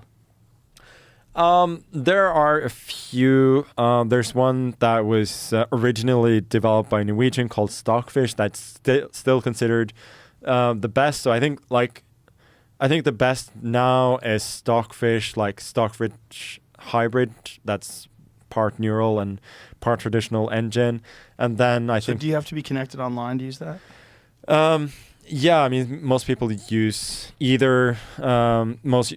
remote engines, like some kind of cloud service, to have as much computing power as possible. So the kind of computing power that's on your phone, like, can you beat your phone at the highest level? No. No chance. Is that crazy? That's so no crazy. Chance. That's no so chance. crazy, because Deep Blue, wasn't it like as big as a room? Yeah. Deep Blue was like a stack of computers, right? But I'm sure it's still less powerful than the computer on your phone is today, right? I know, it's just shocking. No, I have no chance against my phone. There was That's so crazy. There was actually one time where I played corporate simul, and there was this guy who said, I built a chess program in my university class. Can I let that play against you again instead of myself? And I was like, yeah, sure, why not? And I actually beat it fairly handily, because I played some kind of anti-computer chess, where I just close up the position as much as possible and just let it have as few possibilities as possible to out-calculate me, so that it's a purely strategical game. That doesn't work against very good engines, but it can work against weaker ones. But no, humans, we don't have any. There was a Grandmaster who played a match recently against Lila, which is the best neural network engine now. They were playing classical chess, and he started with a knight more. And they played a 10 game match, and he won 5.5 to 4.5. Wow. Which is crazy. It's a knight more. It should not be possible for any. If God was playing chess, that shouldn't be. You shouldn't be able to beat a Grandmaster in any game like that. So the Grandmaster was still able to win. But yeah, for me, I rarely play against engines at all because they just make me feel so stupid and useless. So I think about it more as a tool, more than anything else. And often, like when you play against them, the moves that they make, they are not necessarily relevant as to what a human would do in that. Why? In that situation? Because we just think differently. Do you ever try to think like the computer? Yeah, well, specifically the neural nets have improved our understanding of the game immensely. And the AlphaZero paper came out very late 2018. And actually, I played a World Championship match late 2018 as well against an American, Fabiano Caruana. That was the best match I think that I've ever played. We played 12 draws, actually, and then I won in a tiebreak. But like the games were super high quality, and he was very evenly matched. And then he was actually using Leela, the AlphaZero clone, which we didn't have access to. Like, we didn't even know that was the thing. But the thing is, like, after AlphaZero came out in late 2018, there was a period, half a year maybe, early 2019, where you could very clearly see which players have been using these neural networks or knew how to use them, and which players didn't. And my coach, he got into it very quickly, and we got an advantage of basically everybody but that guy who had been using it during the match. And it just made us understand the game a lot better. There were, as I said, like a couple of things about long-term king safety. Pushing pawns on the side of the board was maybe the biggest takeaway, that often you would push pawns and not as an attacking tool, which used to be the way that you would push a pawn like trying to break open your king. What you would do is that you would have a little hook on the side of the board that you could use 20 or 30 moves later to make your king, like to make the opponent's king less safe then. And this is something that humans didn't really do. And I still see some people like allowing these pawn advances, and I don't like. I wonder if they didn't learn their lesson from 2019. But it was very clear to see at a certain time before everybody sort of caught up with the new information, and that's also when I had maybe my best stretch of chess ever, because I just understood these new things better than others. It's almost counterintuitive that you wouldn't want to play the computer because the computer makes you look stupid. Because the idea in my mind would be like, well, you should play the best thing that you could possibly play. And if that's a computer, great. If that's another human being, then play the human being. But I would imagine that playing something that makes you feel stupid would, at the very least, teach you something about the game. Yeah, it does, but at the same time, like, you know that these are usually things that humans cannot replicate. And to be fair, like, the kids these days, a lot of them play like a more concrete brand of chess that is more similar to engines than we have seen in the past, because they've had so much exposure to it. Yeah. Like they're less dogmatic, more concrete in their thinking. But then I know that there are usually other things that are lacking. So I could sort of steer the game there as well. So I don't know. I haven't found it particularly useful, but maybe I'm just, yeah, I don't want to. Is it partly because you just don't want to lose? Yeah, of course. It is also because, as you said, like, chess is a very lonely game. Like, when you lose, it's because you're worse than your opponent. And imagine losing to somebody who you know is, like, completely stupid, which like traditional chess computers are. They're stupid. They just have much more computing power than you do. So losing over and over again to something that's so stupid, like that's not a good feeling. Could you help explain to me what are the factors? Like, what is it doing that you can't do in terms of calculating positions and moves and strategies? Well, first of all, it's infinitely faster. So there will be certain possibilities that I will rule out because of my intuition, but it is able to calculate in a very short time that it's possible. It will never make blunders, like simple tactical mistakes. The neural networks sometimes do, but traditional engines don't. And like I can keep, like, most of the moves that I make will be the same as they do, but they don't make any real blunders at all. Like, they may make slight positional mistakes, but honestly, most of the time that I think an engine makes a positional mistake is because I don't understand it well enough. So it's not really a mistake. And it might look like one, but it's long term. Yeah, it's just that my understanding is not good enough, and that is useful. Then that does help me learn. What are what is the difference between the approach that the neural network takes versus a traditional engine? Like, why is one of them approaching the game differently?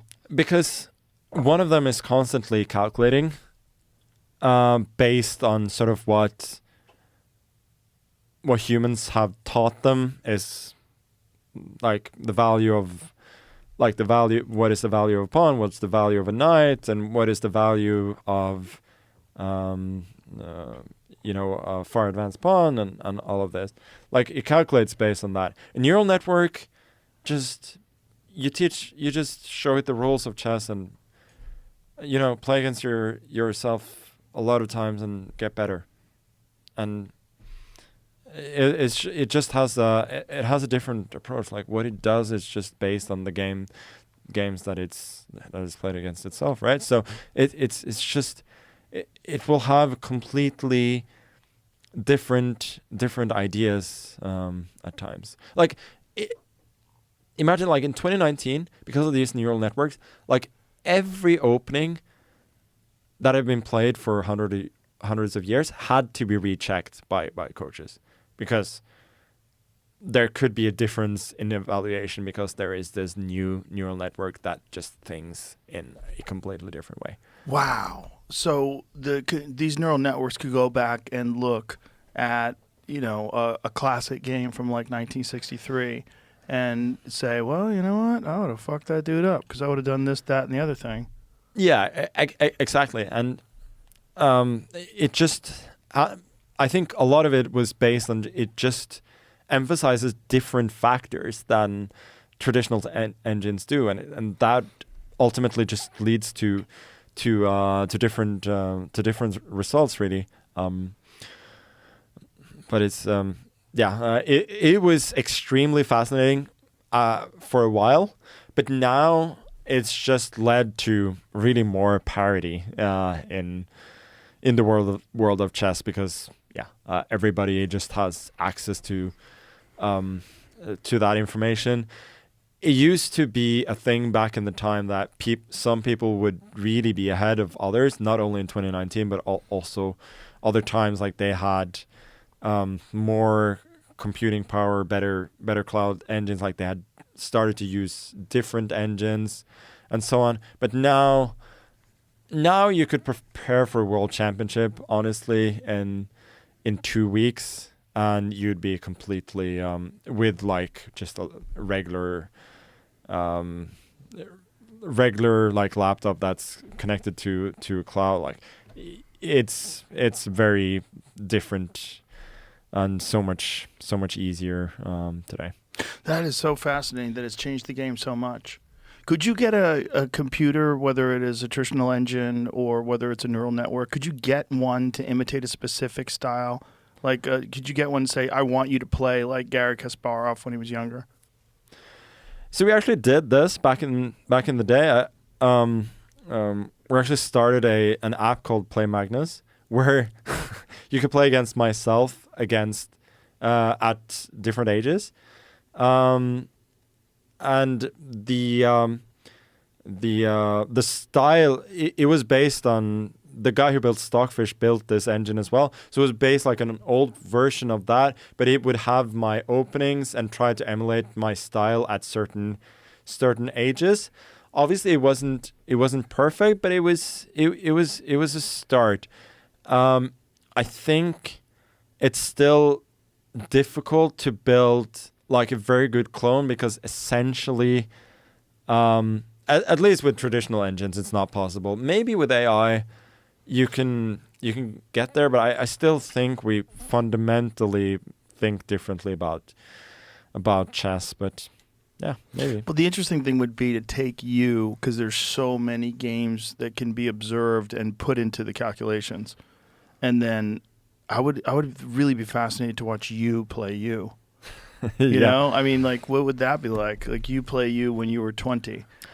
No, so the thing about it is that you would also what you would have to calibrate is that it would make occasional like tactical blunders, right? Right. And which factor engines, those in? yeah, right, they wouldn't want to. And so what would happen in the Play Magnus app is that it would make occasional blunders, but those would be like a little bit too outrageous because it's like really hard to emulate the kinds of mistakes a human would make by the engines. So I think that would probably still be like the most difficult part, like the main issue in order to make such a thing. If the Play Magnus thing was dialed in like 100%, what would be, do you think now would be the scariest age to play you?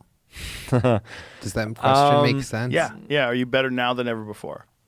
No, I think my peak level is close to the best, because chess level or proficiency at anything, it's about making use of the knowledge and making it into skill, right?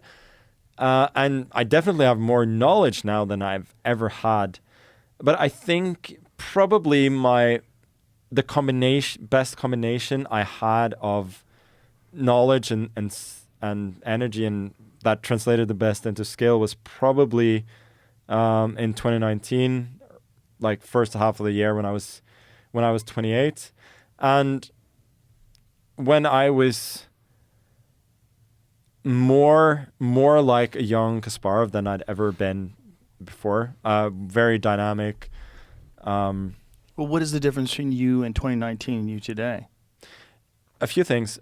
First, I couldn't play the same openings as I played then, because they have been worked out to a point where they're basically, they're just too analyzed and unplayable.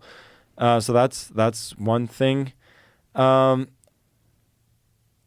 from that, I think I could do, like, my average level would probably be a little bit lower because I'm a little bit older and my brain is not quite as fast.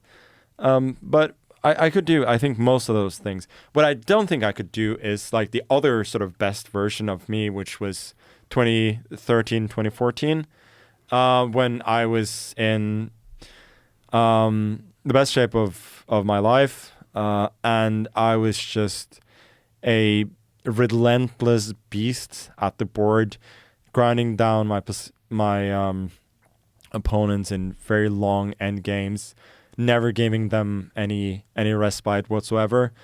Like purely skill wise, that was far from the best version.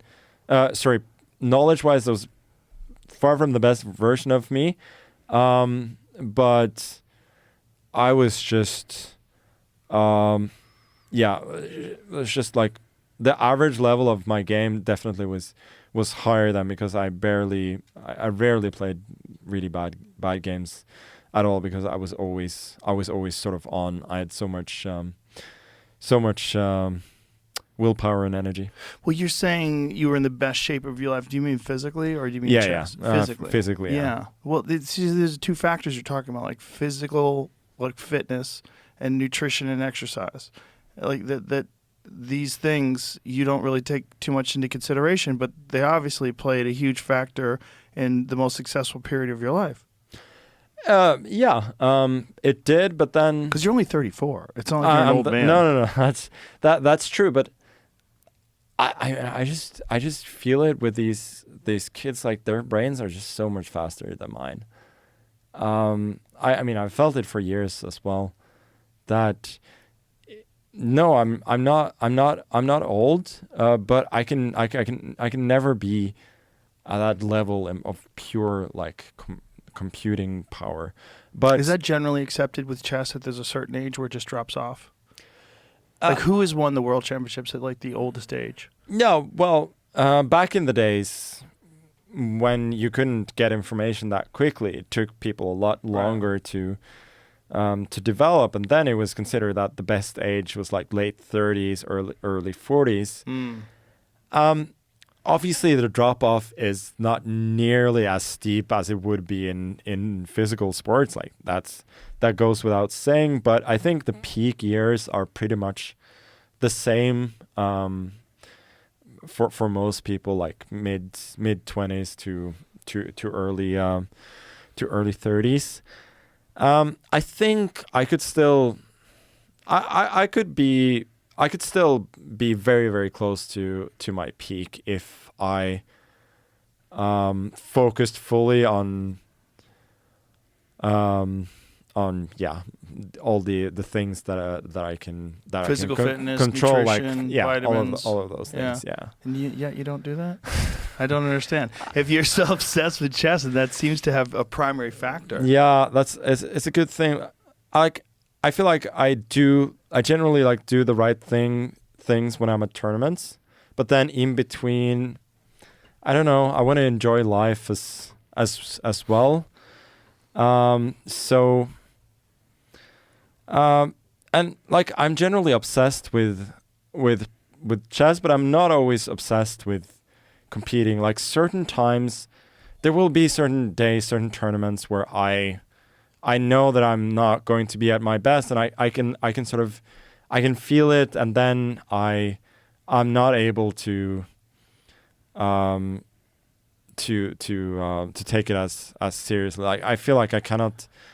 I'm not a Michael Jordan type who has to like go all out in every game. I used to, but now I don't think I have that in me, because my main motivation for playing chess is that I love to play. I don't have concrete goals of what I want to do.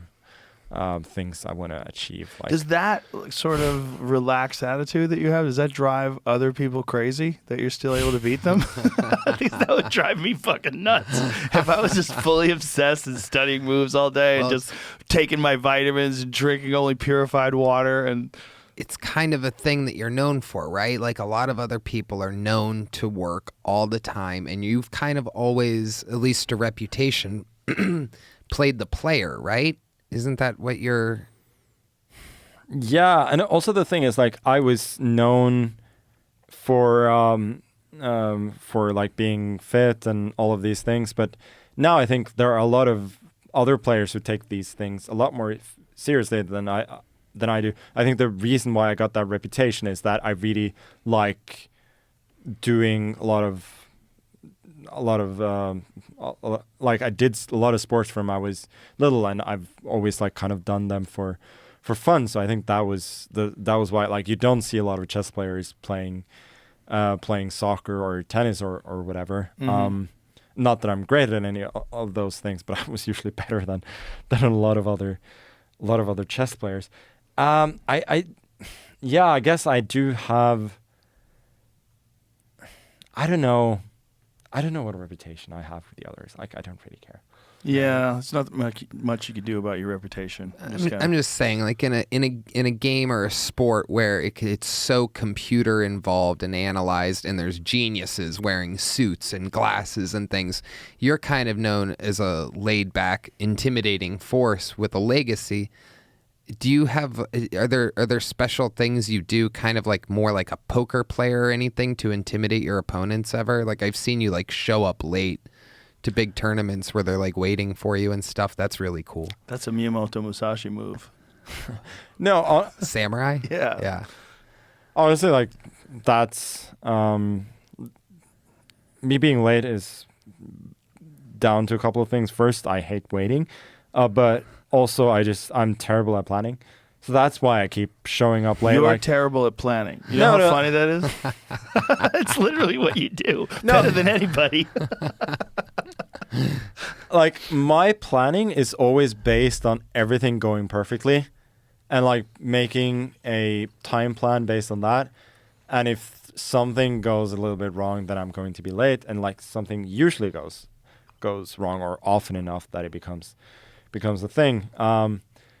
Like as you talked about in chess, like there's this video that a lot of people have talked about where there's a blitz game, right? And that's 3 minutes and I come like 2.5 minutes late because I've been skiing in the mountains and there was an accident on the road that delayed me like half an hour. Like most people would have planned for that, had a little bit of buffer, but I was like, that was probably going to be fine. Suddenly there's an accident and I'm going to be late and I'm just running into the playing hall in my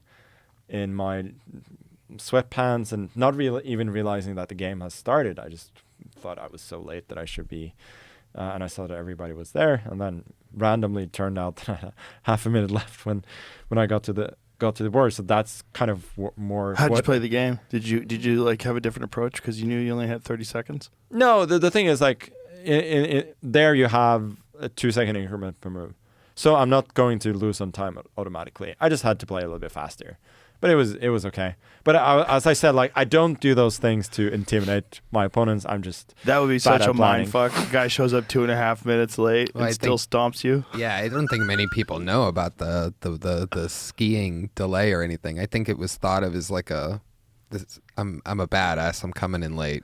No, honestly, that was like the World Championships in chess. Like they were being held in the weirdest places. So this was in Almaty, Kazakhstan, which is this like really during winter at least pretty polluted, not very nice city. And then just half an hour out of the city you have basically the Alps. You have beautiful mountains that goes up to 3,500 meters where it's just fantastic, and you can like get from the city it's like an hour and you're at the top of the mountain and having a beautiful ski vacation. And I just like was so miserable being down in the city that I thought for this day, like if I'm going to perform at all today, like I need some fresh air. I need to get out of here.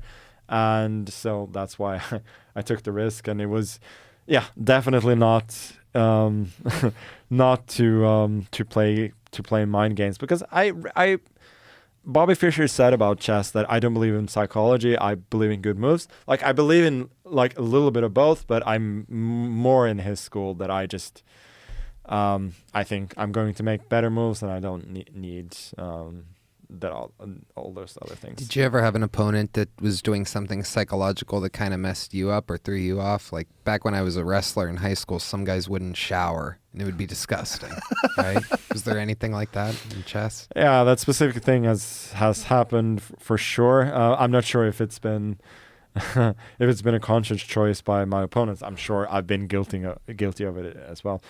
That's true. I don't know really. I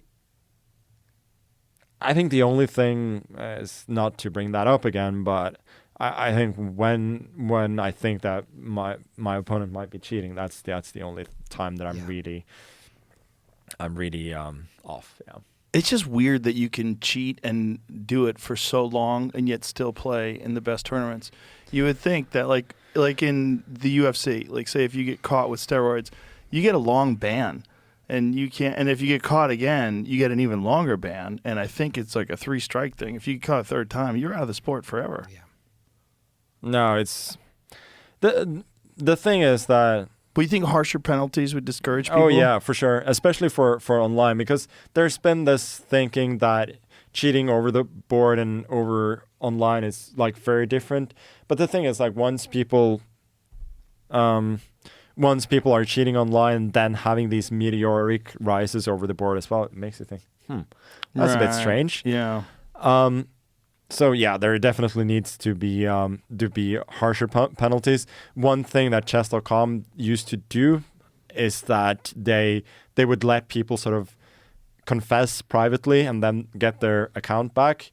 But now they're moving to more naming and shaming sort of thing with and banning people for longer, which I think is it's a lot better. But a lot of it is about incentives as well, right? Like if you think that you can get away with cheating, and there are monetary incentives to cheat, people are going to cheat. It's as simple as that. Yeah. Well, I guess that's just with every pursuit. There's always going to be people that look for shortcuts. There's always going to be someone that looks to skirt around the difficult path. No, that's true. But the thing is, like, there's so little you need in chess, and the engines are so powerful. Like, if I started cheating, you would never know. The thing is, like, I would get like a move here and there. That's all I need. Or maybe, imagine I'm playing a tournament. I just find a system where I get somebody to signal me when there's a critical moment. Like if there's a moment where a certain move is much better than the others. That's really all I would need to go from being the best to being like practically unbeatable, right? So it really is a scary situation. And there have been these cases of so many cases of people who are acting suspiciously and who are making suspicious having suspicious results based on the data, but they're very, like, if you're not cheating in a dumb way, there rarely is going to be a smoking gun. Right. And without that smoking gun, it's really hard to catch people. How would you eliminate that other than security? Would you have it so there's no audience members at all and have them only in a room together? So that has been done in World Championships, for instance. Like we're basically been playing like in a glass box where you can see where you cannot see the audience and you cannot hear anything. So it's a glass-proof box. That's like, you kind of don't want that. You want there to be like, I really like having chess more like an esports setting where people can be as loud as they want. It's just you have players sit down like boxers with headsets. But don't headsets open up the possibility of cheating? But then, like, the headsets would be all provided by the organizers, right? So some sort of and sound. You'd have to have like both. We have had that in tournaments that you have to have white noise and some kind of sound from like Spotify or whatever. If you want to listen to classical music or whatever, you can do that.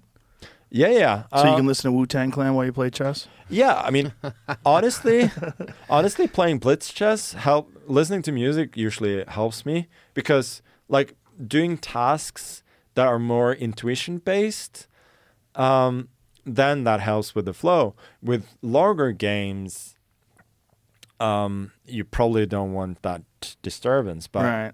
I've definitely played some of my best Blitz chess just... listening to music. What do you sitting listen to? there bopping? Bopping. Yeah, I think some wild Norwegian music, like music. Rammstein or something. That's actually German, but they have some good songs. No, I think my best chess has probably been Norwegian rap. Norwegian rap, really? Yeah. What's a good Norwegian rap band that you could, a rap group that you could recommend? There's a guy called Mr. Pimp Lotion and Oral B. Mr. Pimp Lotion and Oral B. They're kind of. It's like a little bit ironic, but they're like doing like American like West Coast rap in Norwegian. Oh, that sounds badass. This is a bit of a different one. But I actually did a song with Mr. Pimp Lotion. I actually did a song with those guys. What a great name, Mr. Pimp Lotion. That's incredible. Yeah.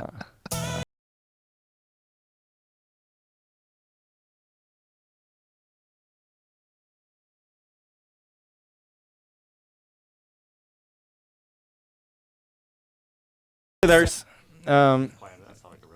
yeah, the thing about the what happened was that they did a show and they have this thing called Spanol, which is like a moisturizer mostly used for animals. But like this Mr. Pimple Lotion, like he's obsessed with that one. And somebody apparently stole that from backstage at their concert. And so they didn't know who it was, but they eventually found out and they made a song about it. And so they had a bunch of people like send in their verses. Incredible the difference between America and Norway, what the rappers are rapping about. There's gang wars and shootings, and in Norway somebody's like, who stole my lotion? Yeah. There actually was a popular song like about 20 years ago that referenced specifically that in Norwegian, that there was nothing to rap about because nothing bad ever happens. That's what he's saying in Don't English. make pull out the gun. It's Yeah. best that someone speak out. Who And then- stole the Spanol? Who stole my lotion? Yeah. Basically, there's a bunch of verses, like people accusing each other, and then I randomly come in at the very end and solve the mystery. Was it you?